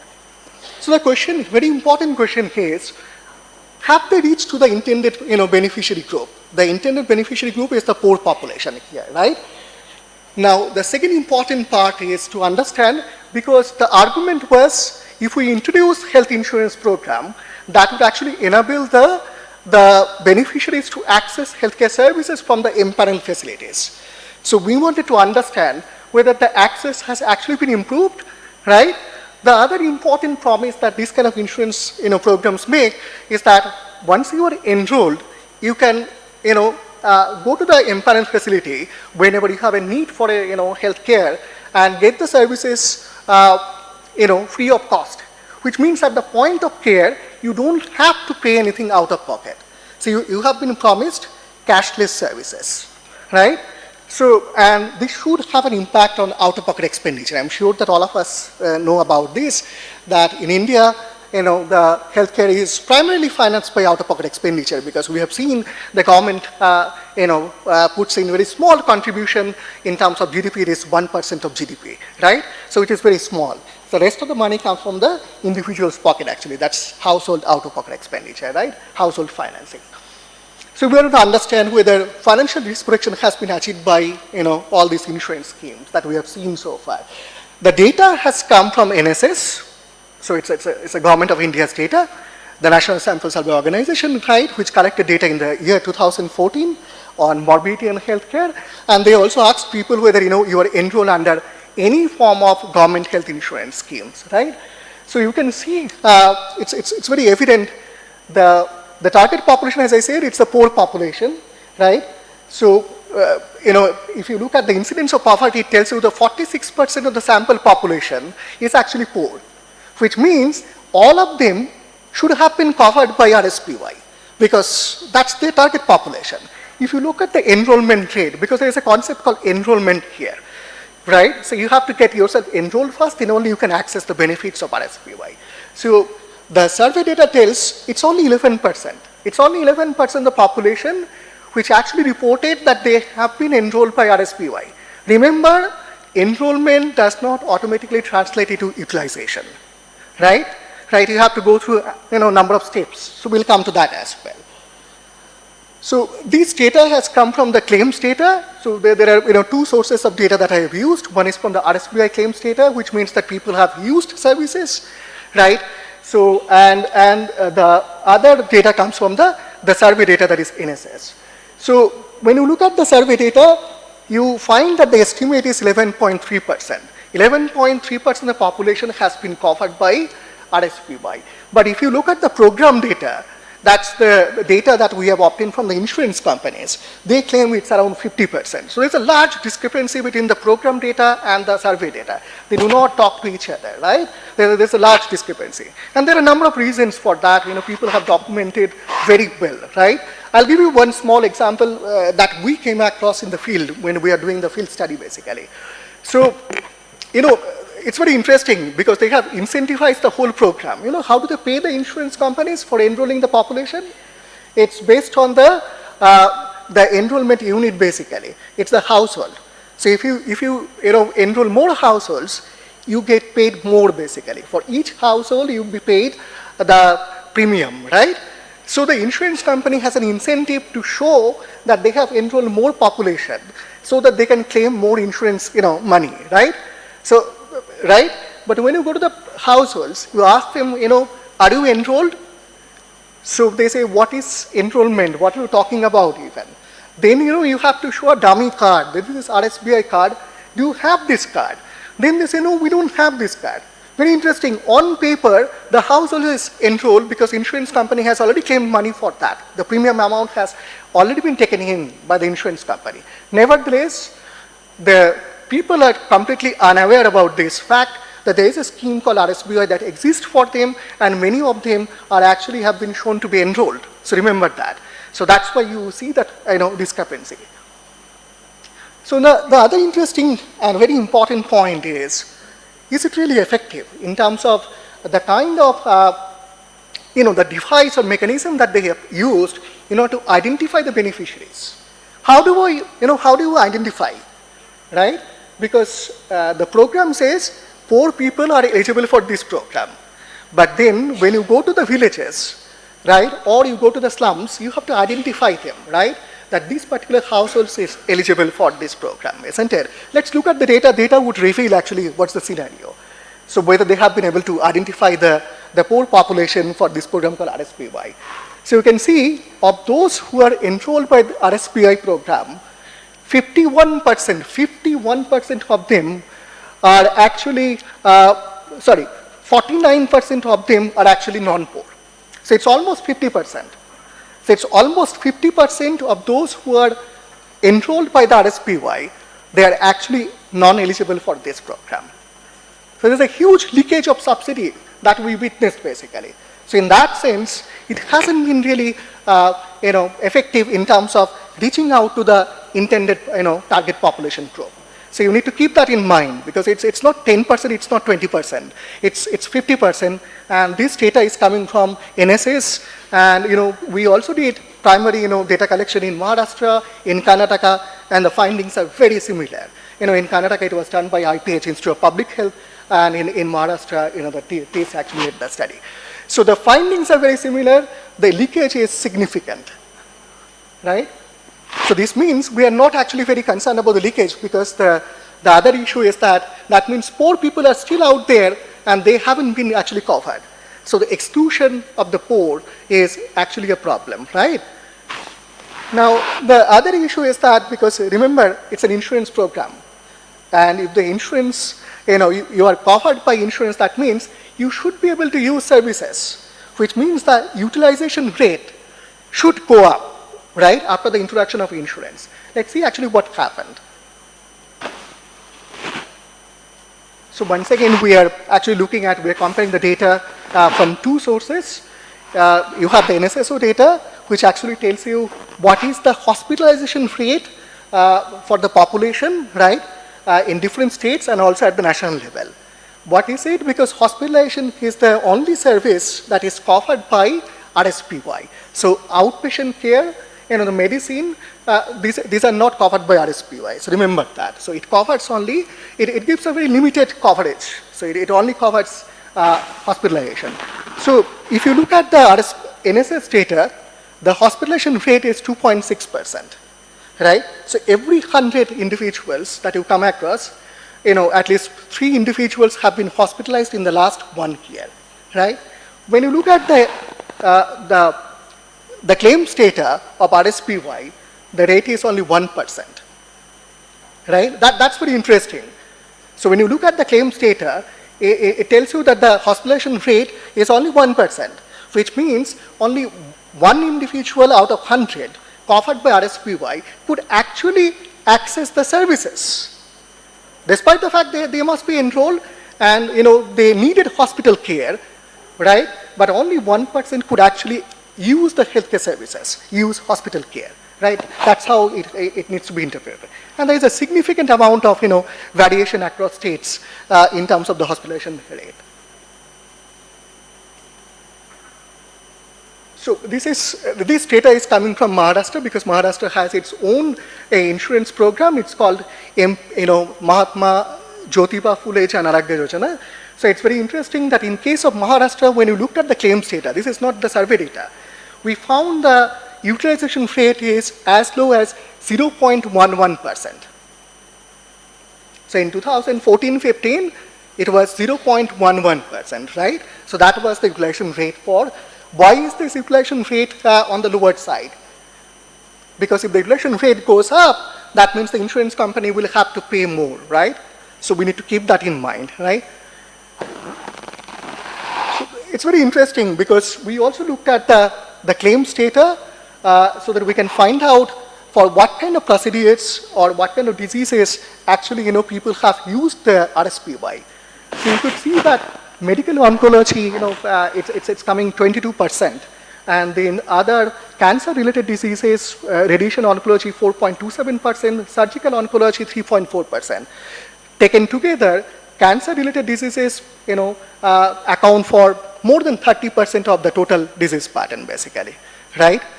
Right? So more than 30%.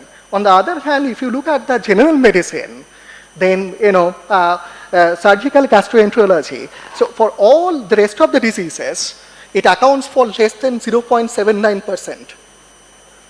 So this is not in line with the general disease pattern that you see in the population. So the question is, does it indicate any wrongdoing by the the providers? Does it indicate some kind of cherry picking that is happening? Actually, on closer scrutiny of the claims data, we found that these are the services which are most utilized. These services are the highly expensive ones. So, of course, obviously, the private hospitals, because most of the empaneled hospitals happen to be the private ones. More than 75% of the hospitals are the private ones, right? So, they see profit in in those procedures, basically. So, simply, they showed interest in those procedures so that they can make more money, and leaving the the low-paying patients to the public hospital, for the public hospital, right? Now, this is another important aspect of any insurance program. As I said before, we need to understand whether insurance programs like RSPY or the state insurance programs, whether they have provided any sort of financial risk protection. First of all, the potential of providing risk protection is very low in case of this kind of hospital insurance programs. Because if you look at the health financing pattern, the composition of health financing, mainly the out-of-pocket expenditure, you would find that people are incurring out-of-pocket expenditure owing to outpatient care more often than inpatient care, and also because of medicine. Whereas in case of these hospital, indemnity packages, what you have is it's mainly hospital care, which is rare in case. How many of you sitting here have actually been hospitalized in the past 1 year? Just think about it. Right? But on the other hand, you might have visited, a physician, isn't it? Even in the last 1 month, some of you must have visited. But that part is not covered. That part is not covered by any of these insurance programs. So remember that. So we did some, impact evaluations using secondary data, and there is no evidence that suggests that insurance programs like RSPY has actually reduced out-of-pocket expenditure. There is no such evidence. So a lot of empirical studies have been carried out, and as I said, using very rigorous methods. So So the proper impact evaluation studies have been carried out. And none of these studies actually say that out-of-pocket expenditure has actually gone down. And as I said, there are reasons, because it provides a very limited coverage, right? It only covers hospital care. And we actually don't know whether people actually could utilize the hospital care when they needed it, because malpractice is also very common, right? Many of these services which have been shown as inpatient care were actually of outpatient care type, but then they were told that you need to stay in the hospital, right? So that the hospital administrators, they can claim money from RSPI, because if they are not hospitalized, that can be shown as that the money cannot be claimed from the insurance, right? So the other point is, if you remember, I said that these insurance schemes, they make tall claims. The claim is that you can access cashless services. When we did the studies, we found that almost 3/5 of the beneficiaries actually reported that they had to incur expenditure, right? And they had to, because under various pretexts, the private sector, the private hospitals, they actually collected money from them, saying that, excuses like this is not covered in your package, right? The understanding is that the moment the hospital signs the MOU with the nodal agency which is implementing the insurance program in a particular state, they are supposed to provide cashless services. The moment you admit the patient, you are not supposed to charge anything to the patient. That's the understanding. You have to operate within the price or within the cost that you would be getting from the insurance. Nevertheless, they would actually ask the patients to pay, for diagnostic tests or for doing providing certain extra services. So this was done. We did exit interviews. So when the patients were admitted in the hospital and they were receiving services, right, from RSPI or from RJJY, they actually told us that this is the amount that the hospital actually claimed from them, right?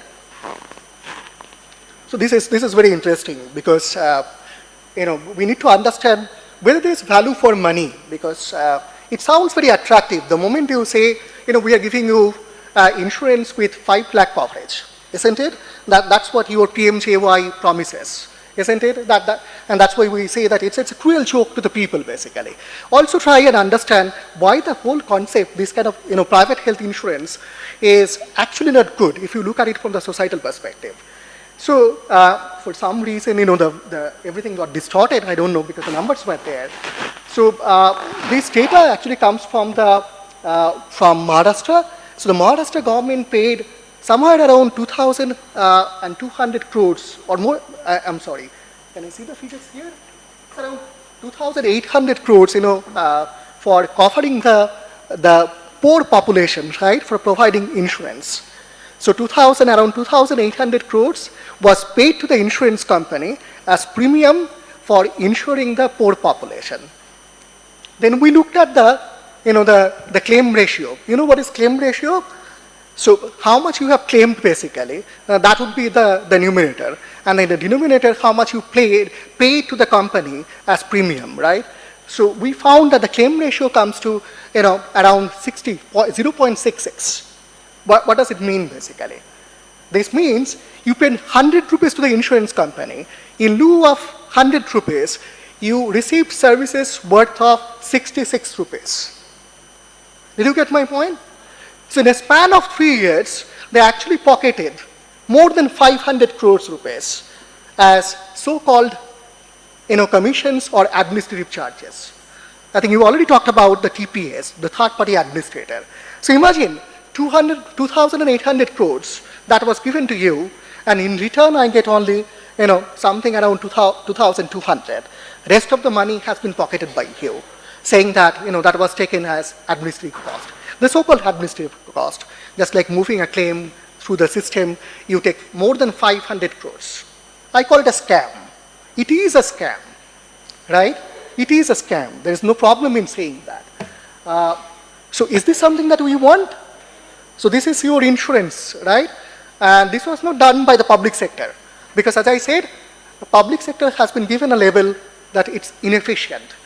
So the insurance operations, right, the provisioning part everything was managed by the private sector. So remember that part, right? Public sector's role was very limited. It only provided the money, right? So this is what we found in case of, RSBI and other insurance program. So I'll come to the last important point. It's about, it's about priorities basically, because we know we have limited resources. Even though these programs have been launched since 2008, if you look at the overall resource envelope for the health sector, that hasn't really expanded, that hasn't really gone up. Because it is still, as I said, it is still stagnating at 1.1% of GDP. What does it mean? Because you are allocating resources now for new programs like this, RSBY, or state insurance programs, which means that you would have to allocate money. For example, Arogya. So you have to allocate every year around 1,500 crores rupees for actually implementing Arogya. So from where the money would come? So the money would have to come from some other source. This is called typically a fungibility issue basically. So you take money from another source so that you can give the money to another source basically, right? So we have looked at the budget data. In case of Andhra Pradesh, the budget for primary care was slashed by 25%. And that money was given to tertiary care. And anybody who has little understanding of public health, you should know that you get higher returns when you invest in primary care. And it's also more equitable because poor people, they use primary care. So it's more equitable. And the governmental intervention should be in the field of primary care more than in tertiary care. So you also have economic logic over there, right? That you need to invest more on primary care rather than on investing on tertiary care. So that's another issue basically. So that also you need to take into account. There are other issues I can go on and on. I think I'd rather prefer to take questions from you in case you want to learn more about this. PMJY, you have heard about it, but remember the allocation is how much? I think in this year's budget they announced 6,000 crores, right? There is another component under Ayushman Bharat, that is the Health and Wellness Center initiative. That focuses on primary care. But if you look at the budgetary allocation, you see that very little importance has been paid to Health and Wellness Center initiative. In fact, the finance minister, while presenting the budget, he never even mentioned even once about the Health and Wellness Center, because the amount that was allocated, it's only 2,000 crores. And it's nothing. I mean, if you express it in terms of GDP, it would be in decimal points basically. So it won't give you anything, right? On the other hand, you started allocating more and more resources from PMJY. Of course, even in case of PMJY, 6,000 crores, it would be like 100 rupees to each individual. So that's the amount that you are talking about. Now you compare with, you envisage that you would achieve universal healthcare, something like, what Thailand could achieve. You know how much Thailand, spends on universal healthcare? It's 100 times of what we spend. 100 times. So we are nowhere close to them basically, right? So it would take a long way to actually realize universal healthcare in this country. Thank you.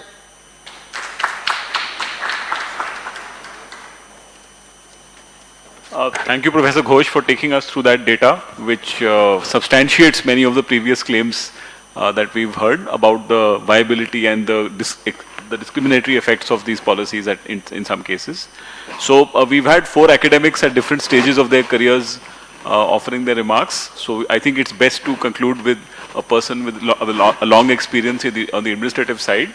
So I now invite K. Sujata Rao Madam to offer her remarks.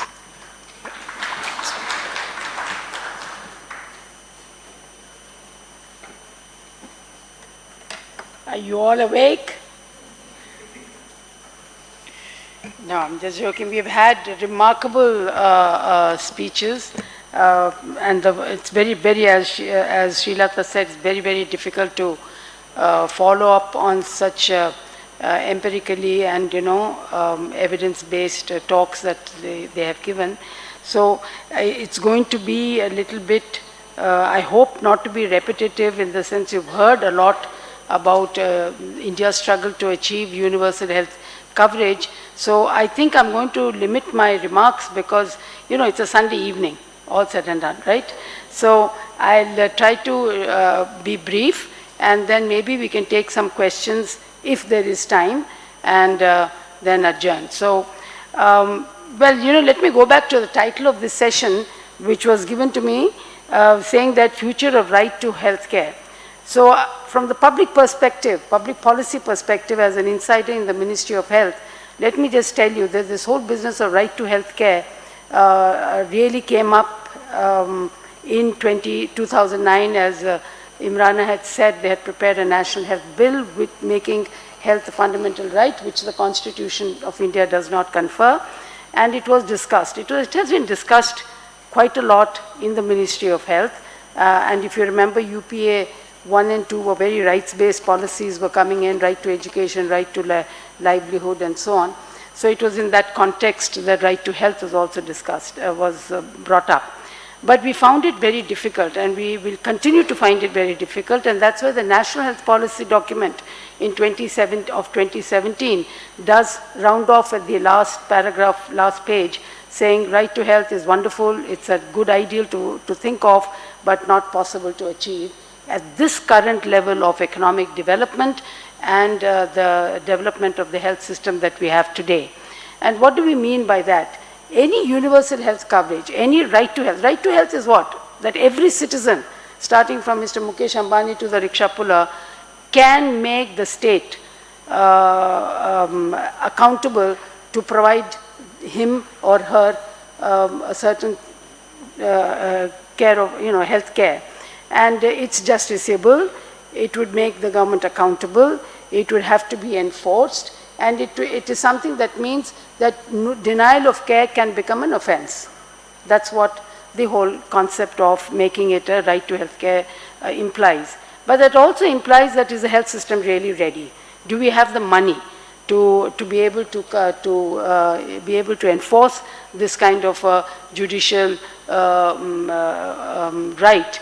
And we really clearly don't have that kind of money. Look at the macro fundamentals that we have today. As was pointed out, yes, from 3%, today we have tax to GDP of 17%. But countries, those 40 countries that you saw on the map, which provide universal health coverage, they spend 30% of their tax to GDP ratio is 30%. We are 17%. And out of the 17% that we collect, almost 50% are committed liabilities. Really speaking, if any one of you were made the finance ministers of government today, you wouldn't be able to find more money in the current level of macro fundamentals. You remove all subsidies, you change priorities, you change all that, yes you will. But given today's structure of finance, there isn't that kind of money where government can put in more than 1 or 2% of GDP for health. That is the reality. And so therefore, and the second point you have to remember, if you want to get universal health coverage, the minimum government has to spend is 3% of GDP. We are spending 1.1%. So even UHC, the government is not able to say that we will be able to provide a universal health coverage for all citizens of this country. And therefore, even a limited program like Ayushman Bharat, which is only for hospital care, covers only 60% or 50% of our population, which they've qualified under the SECC identified set of groups. Now, what is even hospital care? That doesn't really cover the entire out-of-pocket expenditures.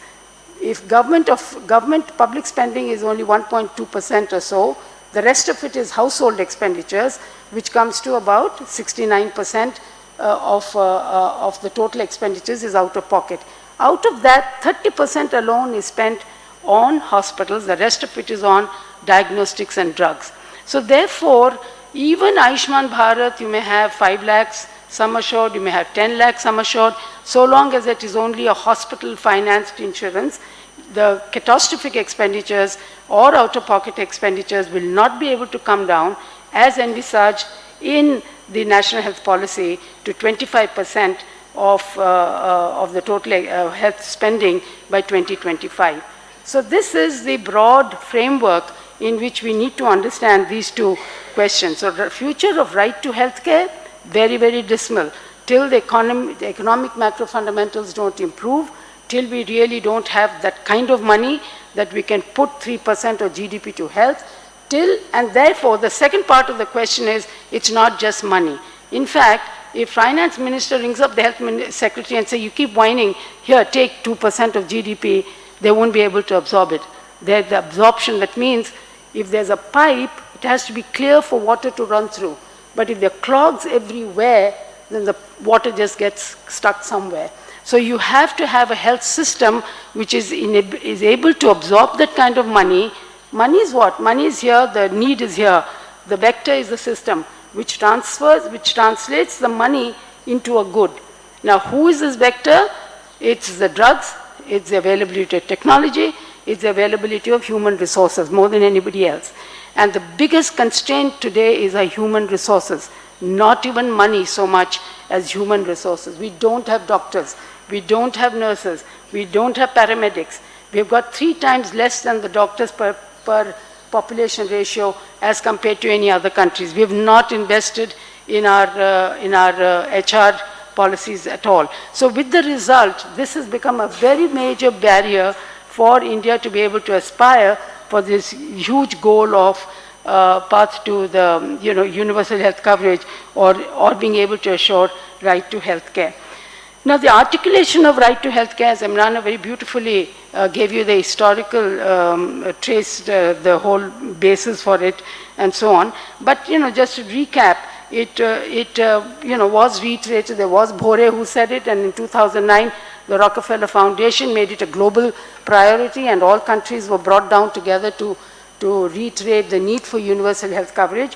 But it was in 2015 that the countries got committed to this goal under the Sustainable Development Goals. It is the SDG which has put UHC as a goal that every country must achieve. But if you notice the wording of that SDG commitment to UHC, it doesn't say UHC the way the HLEG report of 2012 defined, or as our own National Health Policy of 2017 defined as all healthcare for all people. No. The SDG just merely says universal health coverage for essential healthcare services. So this was reason is because in most countries, in most of the countries in the world, the health systems are not strong enough. There are severe constraints to enable people to be able to access all healthcare from diarrhea treatment to a liver transplant, because we just don't have that infrastructure. So it was essential healthcare, which really makes it much more affordable, much more realizable, and that if you really break it down, comes down to getting universal access to a comprehensive set of primary healthcare services and also some essential secondary and tertiary care services. In a report that was prepared in 2014 for the government, for the current government, it was listed, if you really, the whole epidemiological assessment was made, and if we could have restricted our health insurance coverage to all people for basic primary health care and for, say, cardiology, oncology, and upper respiratory diseases like asthma and COPD and so on, and some pediatric cases, we would be able to cover a very large burden of disease on the one hand, and also bring down significantly any out-of-pocket expenditures being incurred on this, because on these different diseases and on the overall.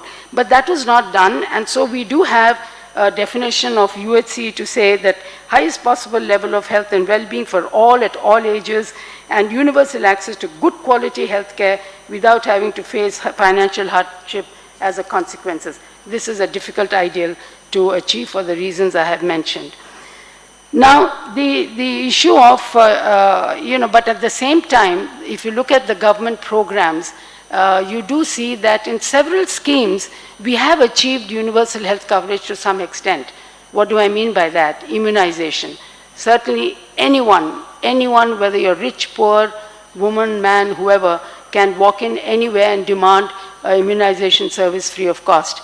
Maternal and child health care is free of cost. All your treatment for infectious diseases HIV/AIDS. Not many countries provide a second-line treatment or third-line treatment free of cost. India does. So, you know, there are a large number of TB treatment, malaria treatment. Now, it's a separate issue that there may be implementational problems. You may choose to go to a private sector for it, but as such, as a policy articulation, all these kind of services against infectious diseases or against or for immunization, certain services we have been able to really ensure and guarantee any citizen for getting a full and free access to these services. This is not the case in many African countries where they pay for even these fundamental services. So we are not so badly off. Remember, we are working within a framework of 1% of GDP.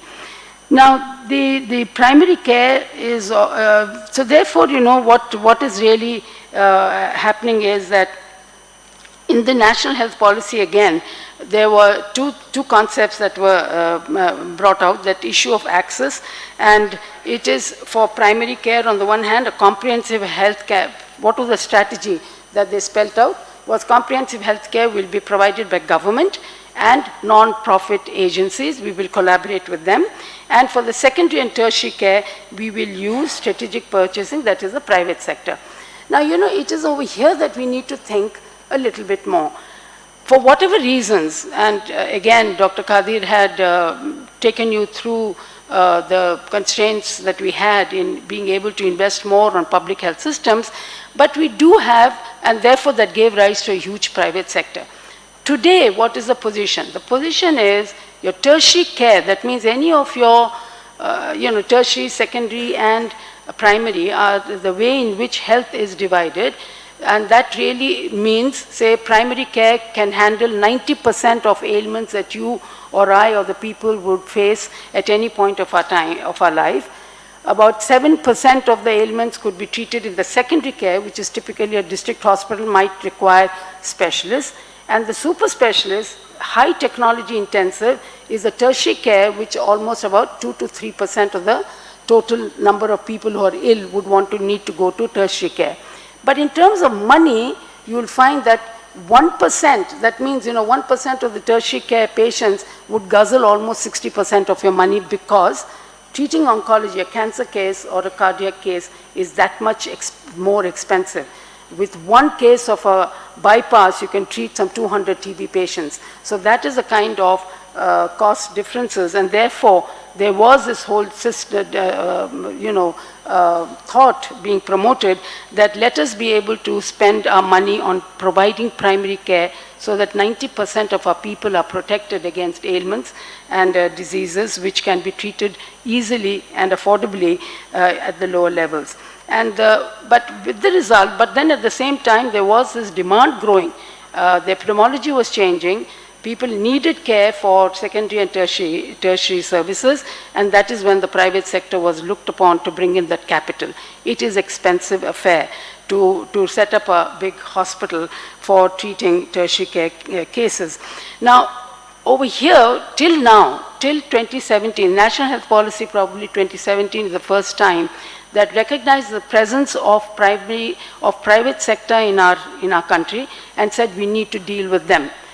Till then, government has always considered its investments and its 1% GDP to only go for public hospitals, public initiated programs, national health programs, and so on. We never really bothered about what was happening in the private sector. So in fact, I told my minister once, I said, sir, you are not the Minister of Health for government hospitals and AIIMS. You are the Minister of Health for everything. So whatever happens in Max or Fortis, if there's a case of maltreatment or mistreatment, you're as morally accountable and as what if it would happen in AIIMS. But that has been a peculiarity of India, where government has only considered itself responsible for where budgets of government are spent and not the system as a whole. So we neglected, you can call it, if you're very extreme, call it abdicated, but whatever it was, we never really developed the whole ecosystem, where on the one hand we were incentivizing private sector to come in, but we were not creating a system of telling them what rules they have to abide by, what regulations they need to follow, what is the level, what are the procedures or processes that need to be ensured to see that private sector does not get exploitative and the system does not collapse. And why is it necessary in health, unlike say in education or something else? Because the market failures in health are very, very severe and very critical. The information asymmetry is a real barrier. It is a real reason for markets to fail.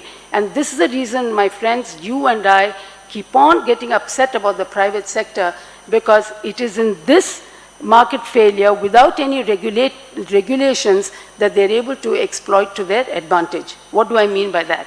You go with a headache to a doctor, you go to AIMS or a public hospital, his incentive to want to make you go through any tests is not there. He'll probably tell you, well, you're getting a headache, what happened? Okay, why don't you take this medicine, see what happened, and come back to me after a week. He has no personal incentive to do anything more than that. You might say it's a bit of an under-treatment, but anyway, it's conservative. The same thing, you go to Apollo, you'll say, oh, you have a headache? I think you should get an MRI done, you must get a CT scan done, you must go to the specialist, you must go to this one, you must do that, and blood tests and so on. And you spend almost 8,000 rupees before you even see the face of a specialist. That's your down. But the point is, these tests don't kill you, but he's made his quick money on the diagnostics. And you don't know, and I can tell you, even I or even Dr. Qadeer, who's a doctor and a specialist, if a doctor told her, you must get this MRI done, 90% of the time we will go, because we are so worried about our own lives and security, we will get that done because we'll say, pata nahi, maybe something is there. So this is the information asymmetry that is often exploited by managements and by doctors, and this is the reason why regulations are so important in the health sector. And this is where we failed to bring in these regulatory frameworks for ensuring that the private sector played fair game. Now, anyway, coming to the, you know enough about Ayushman Bharat. You've heard a very exhaustive presentation on RSBY, and Ayushman Bharat is just an extension of that.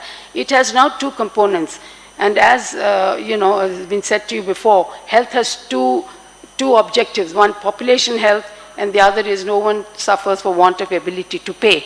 Now, these are the two objectives which Ayushman Bharat tried to get together. And they did it through saying, we'll promote the primary health care through strengthening wellness clinics, and we will provide a health insurance program for hospitalization. So these were the two arms under which they have. Now, I have some interesting questions that arose in my mind when I was looking at Ayushman Bharat. Unlike RSBY, which was a state-run program, and you know, these are all centrally sponsored schemes. And what does centrally sponsored scheme mean? That central government gives 60% of the money, state governments give 40% of the money. Together they implement a program. But say in HIV/AIDS is a central sector scheme, which means I don't need any of the money. Everything right down to a sex worker who needs a condom was paid by NACO, by the central government. So there are two different kinds of funding. So in Ayushman Bharat, also 60% is given by central government, 40% is given by the state government. Now my question was, and which is something that you as lawyers might like to look at, the 7th schedule of the Constitution says what? Health service delivery, hospital services delivery falls in the state domain. It's not a central responsibility or a central sector subject. But here, in having an Ayushman Bharat, which is standardized throughout the country, are you nationalizing a certain process? Are you hurting cooperative federalism? And this issue came up when Mr. K.T. Ramarao gave an interview recently, where he said, Ayushman Bharat has been just thrust down our throats, and why is it that central government doesn't give us our money and we implement our own insurance programs the way we like, because our programs are far superior to what the central government is saying.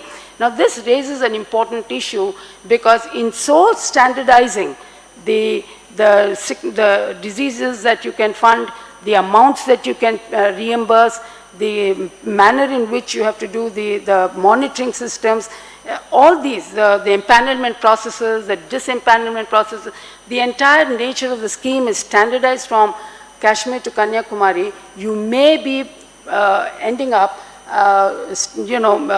what do I say, compromising with the state's ability to innovate and to be able to do much more different types of policies that will reduce the cost of care. So this is something that, does it hurt cooperative federalism, is something that that really did get me very interested.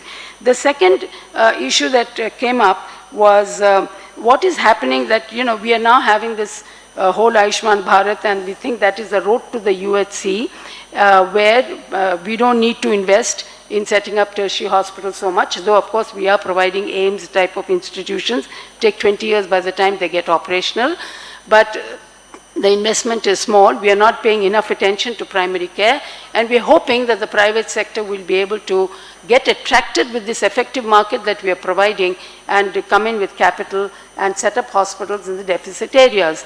There are two issues. In Vaishali or UP, I don't know, some of you who are from UP, you will know what I mean by say what is available in some of the eastern UP or Bihar districts, where there's neither a private sector nor a public sector. Which private sector will be able to set up a hospital there? Which cardiologist will move from Tamil Nadu to go and stay in Vaishali or in Gorakhpur, where the infrastructure is in there? Is it going to be possible at all when there is such a constraint of human resources and infrastructure? So will the private sector really go there? That's one. And the second is, most of the tertiary hospitals, the chains, are gradually being bought up by foreign capital. You're reading this every day in the newspapers. Care Hospital, which you are familiar with, Hyderabad it's an iconic hospital. Dr. Raju has a 1% share. Apollo has 26%, or the Reddy's have just 26%. Jaslok is on the block in Bombay. So if you really, Seven Hills has already been bought off. Fortis chain of hospitals are gone.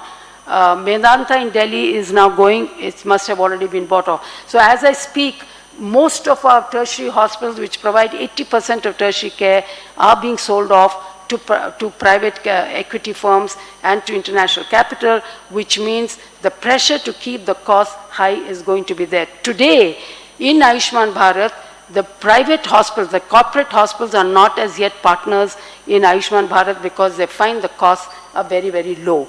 So, this whole business of pricing of services is going to be an extremely important factor, and how we are going to be able to achieve the UHC through Ayushman Bharat raises several questions. So my answer to it all is that we have to focus on comprehensive primary care. We need to invest on capital expenditures, on strengthening our public facilities as a fallback position. I'm a strong believer in the argument that public sector hospitals do have a price leveraging function in the market. If you look at Delhi, remove Safdarjung Hospital, RML Hospital, AIIMS Hospital, you will find the private sector jacking up their prices threefold more.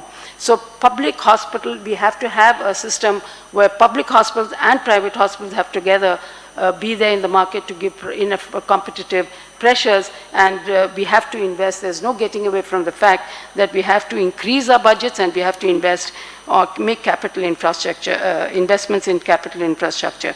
The second is we do need to come up with regulations, and this is where you as budding lawyers, I would urge you, some of you, to please do take interest in health. You have the IPR issues, that's a big issue for drugs. Medical devices regulation needs to be coming in. It's totally unregulated. 80% of it is still imported.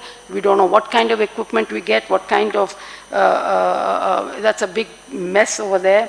Education is another area. The National Commission bill has also not come in. And we have food safety, but not enforced. We do have an FSSAI, but not enforced.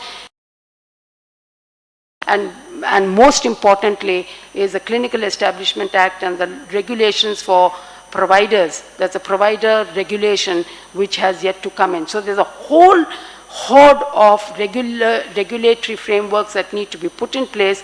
Not only have the Parliament enact these different laws to suit today's conditions, but also enforce them and get the infrastructure to enforce these laws and regulations, and have, more than anything else, make it all patient-centric and see that there's a grievance redressal mechanisms for patients to be able to seek redressal to any wrongdoing that is being done, which is so rampant. So you lawyers, please do take up the patients' cases and fight hard, because they really go round and round and round, not getting any justice.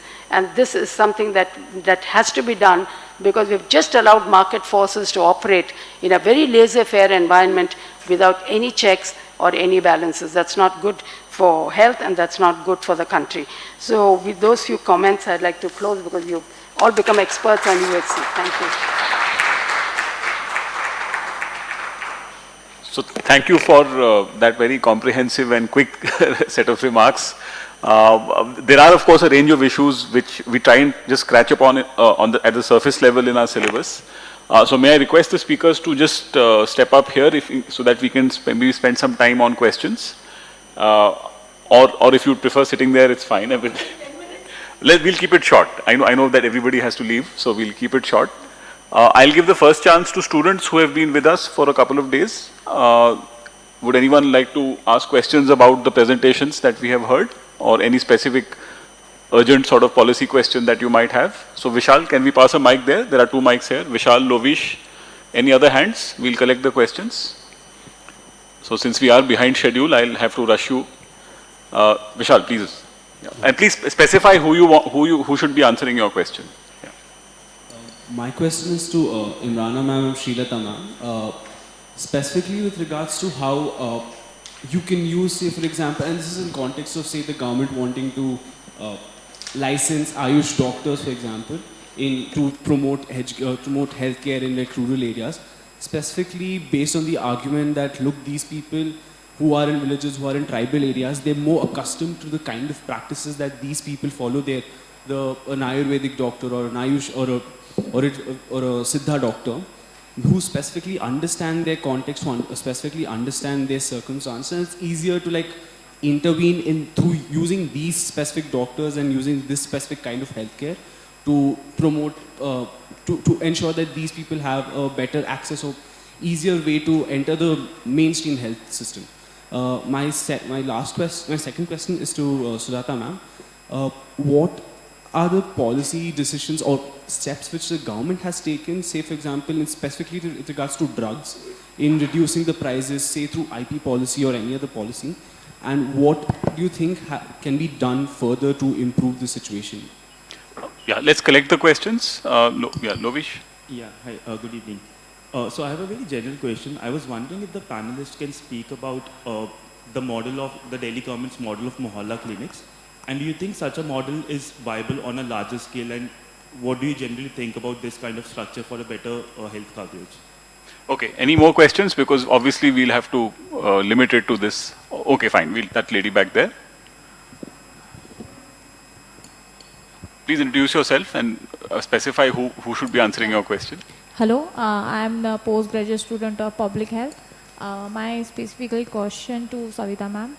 Ma'am, there are so many national programs and policies for communicable disease, but for non-communicable, the only one national program for cancer, diabetes, stroke and everything, they including all 4 major global burden of our India in only single program of national. So could you please give some suggestions about that, how to deal in a single program for 4 major morbidity causes of India? Thank you.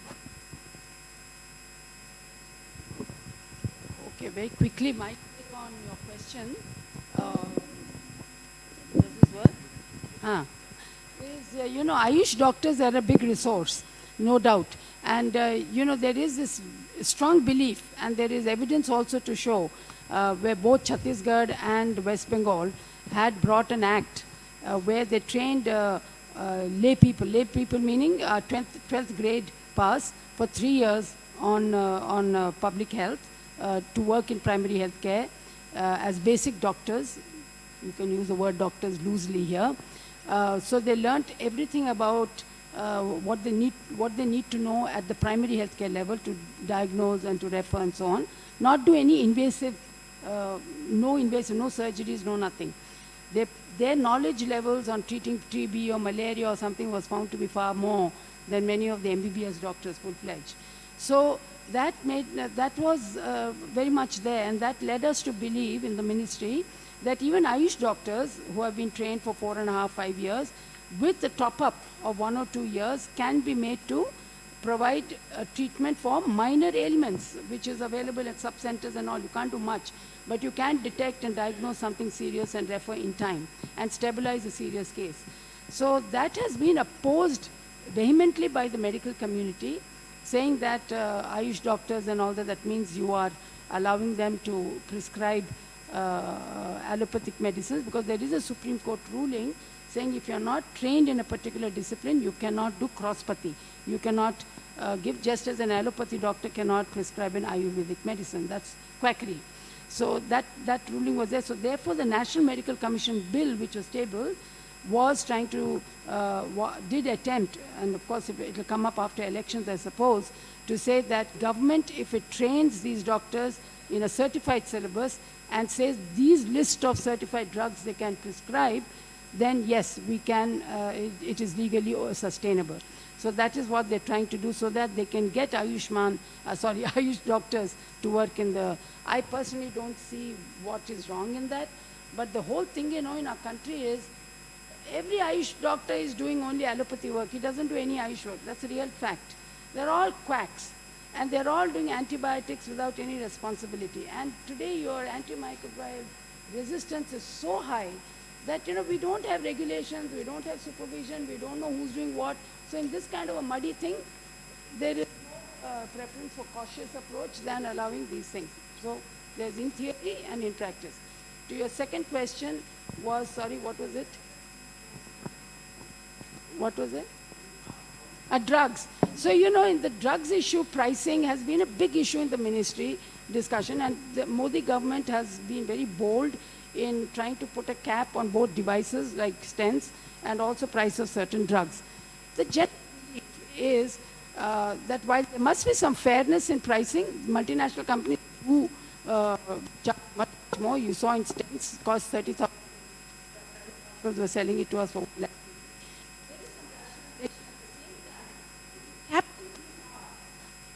Then they may not do any production of those drugs, and these are drugs. So if the production, after all, production is private sector, government is not in the business of manufacturing. So we cannot have get it. So the private sector will need to be given a comfort, some profit comfort in your pricing, so that the incentive to want to produce these drugs and manufacture them is not stifled. It is a broad policy framework within which any system of capping or something can be really considered. So I think first we'll go question by question, others might have.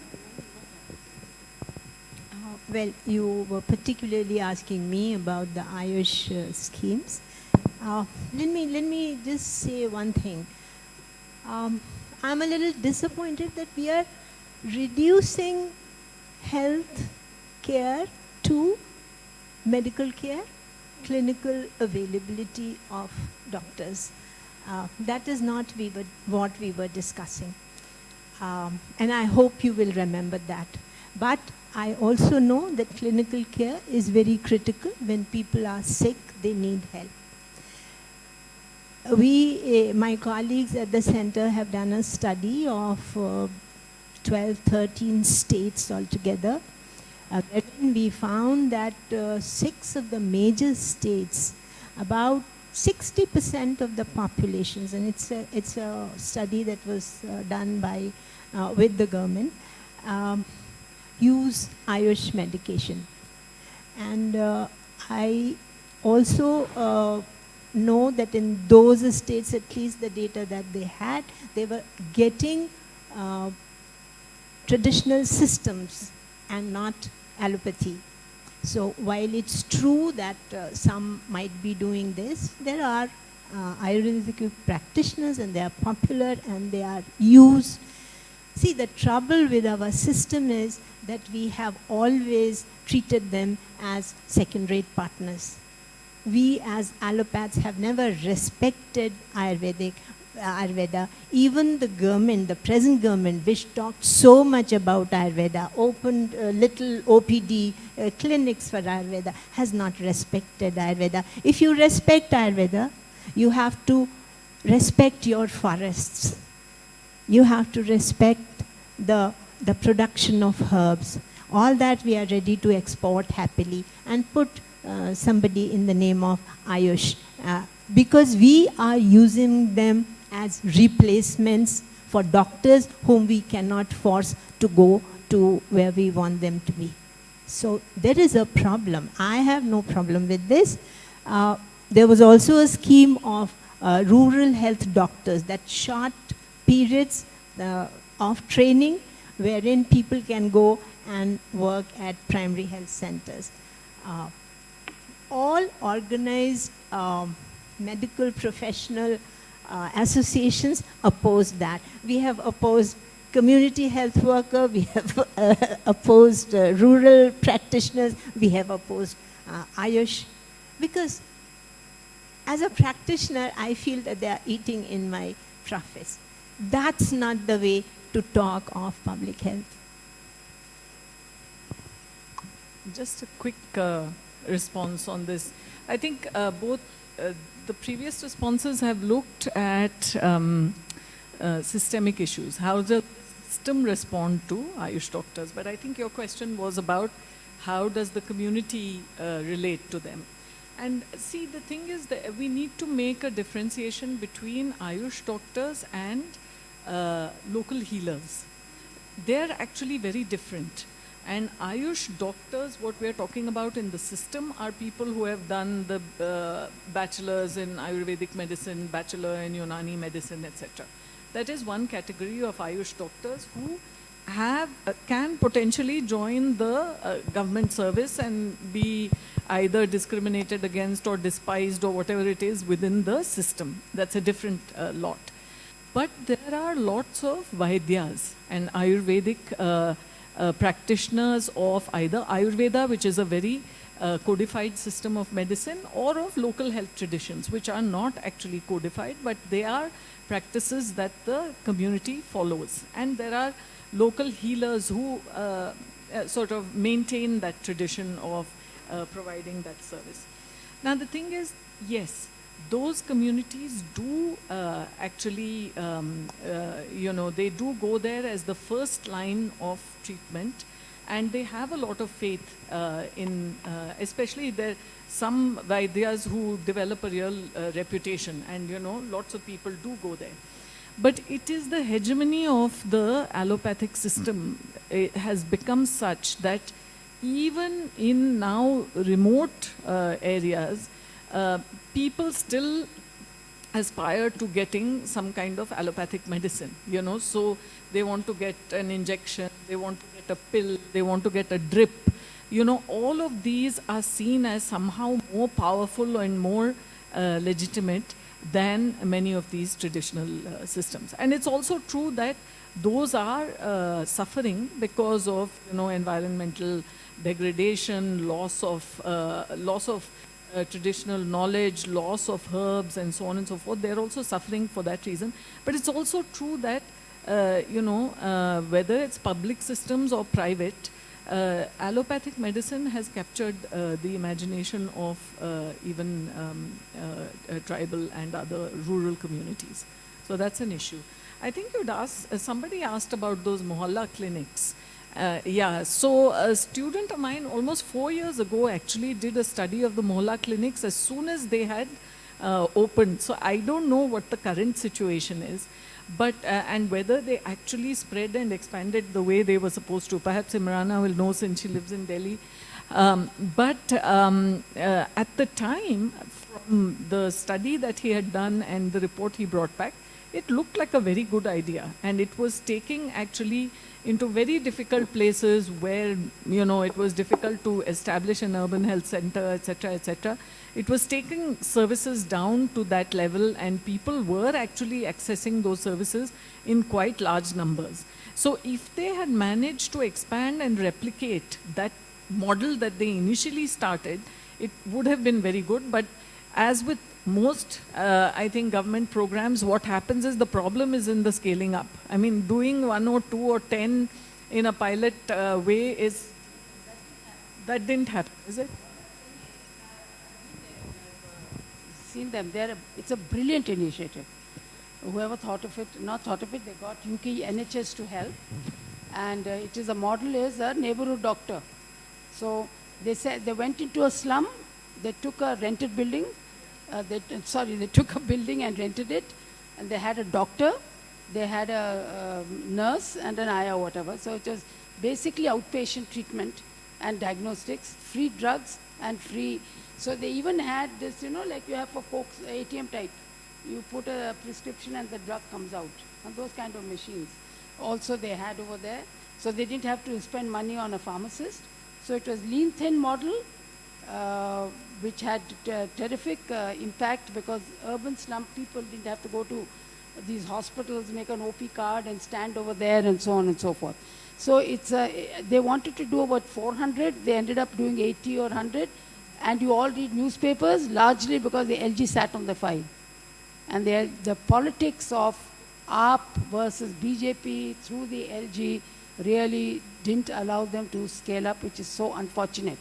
But it is immensely popular where it has been done. It's an excellent model.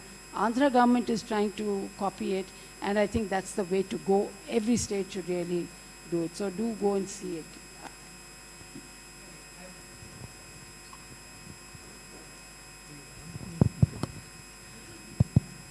Yeah, I suppose these two issues, the rural private practitioners versus allopathic doctors, has been, you know, a long contested kind of a journey or the debate in the Indian healthcare system. So I think, you know, it was the hegemony of the allopathic doctors, and also Indian Medical Association meetings. I think none of these people are actually even allowed to, you know, get even in terms of updates on the medicine and other things. So that's one thing. It's all about politics of, you know, how do you actually ascertain one's hegemony, and also it is in the name of scientific and other procedures that RPP scheme actually was, you know, not worked out. There are some of the NGOs from Maharashtra, particularly Sahat and others, actually, you know, demonstrated very clearly in particular, you know, regions and villages how these schemes can actually work. But then problem was scaling up and how this could not actually work out. But other 2-3 issues like, you know, RPPs versus Ayurvedic allopathic doctors, the regulation of private sector, this has been also a long debated kind of a issue in the Indian health. There is no accountability and no regulation of private sector while everything actually is being demanded from the state. So that's another major issue that always actually. Third one, of course, is the health expenditure part. A lot of people actually not only are falling into the, you know, impoverishment, selling of assets, becoming landless, getting into the clutches of money lenders. All that cycle, vicious cycle, is about, you know, health expenditures, etc. And the last one is like legal education. Medical education is also under a huge crisis, okay, both in terms of content, pedagogy, the context in which the Western medicine actually and its contextualization has not been, you know, complete even today. I think, and of course today I think you have a lot of these private medical colleges where the MD seats are all actually given to them, but they do not have anything to actually teach nor to actually train them, and that became again a huge kind of a issue of corruption in terms of how the interns actually come to the government hospitals, pay paltry amounts to the government hospitals through MLAs and other lobbying. And therefore medical education is also another dimension that we need to actually think through, okay, more seriously, if that has to actually reach out.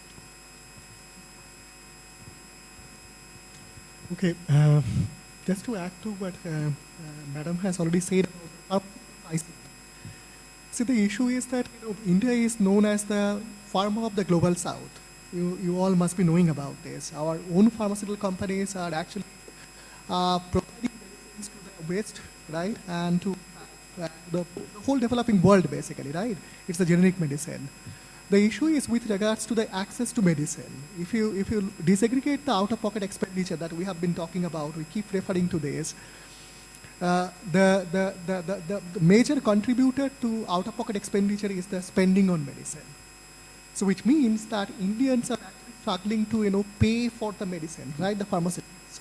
Now you must be asking about that. How do we look at this price, right? Do I know even what is how much does it cost to actually produce the drug? So when it comes to giving that comfort space to the private sector, I'm little I'm not actually, I don't buy that argument at all actually. I'll give you one example. Recently, one of my students, he did a study in Kolkata, that too in Apollo Hospital.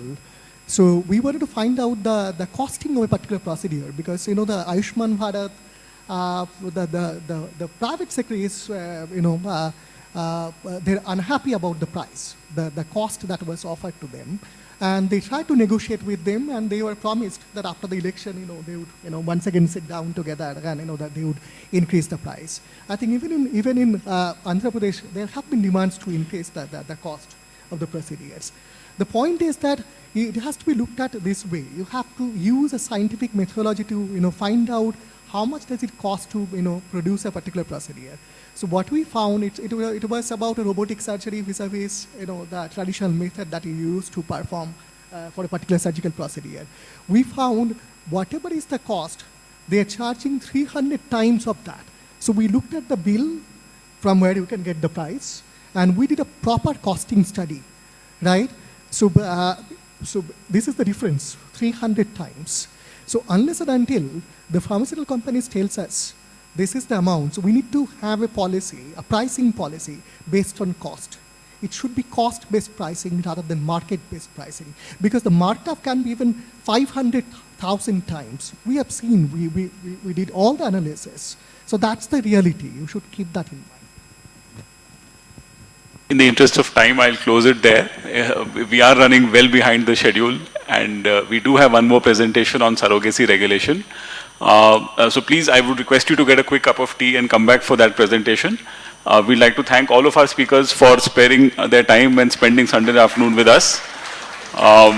We know that we don't really have a huge crowd, but we do have an engaged set of students who are very keen to listen to all the speakers. So.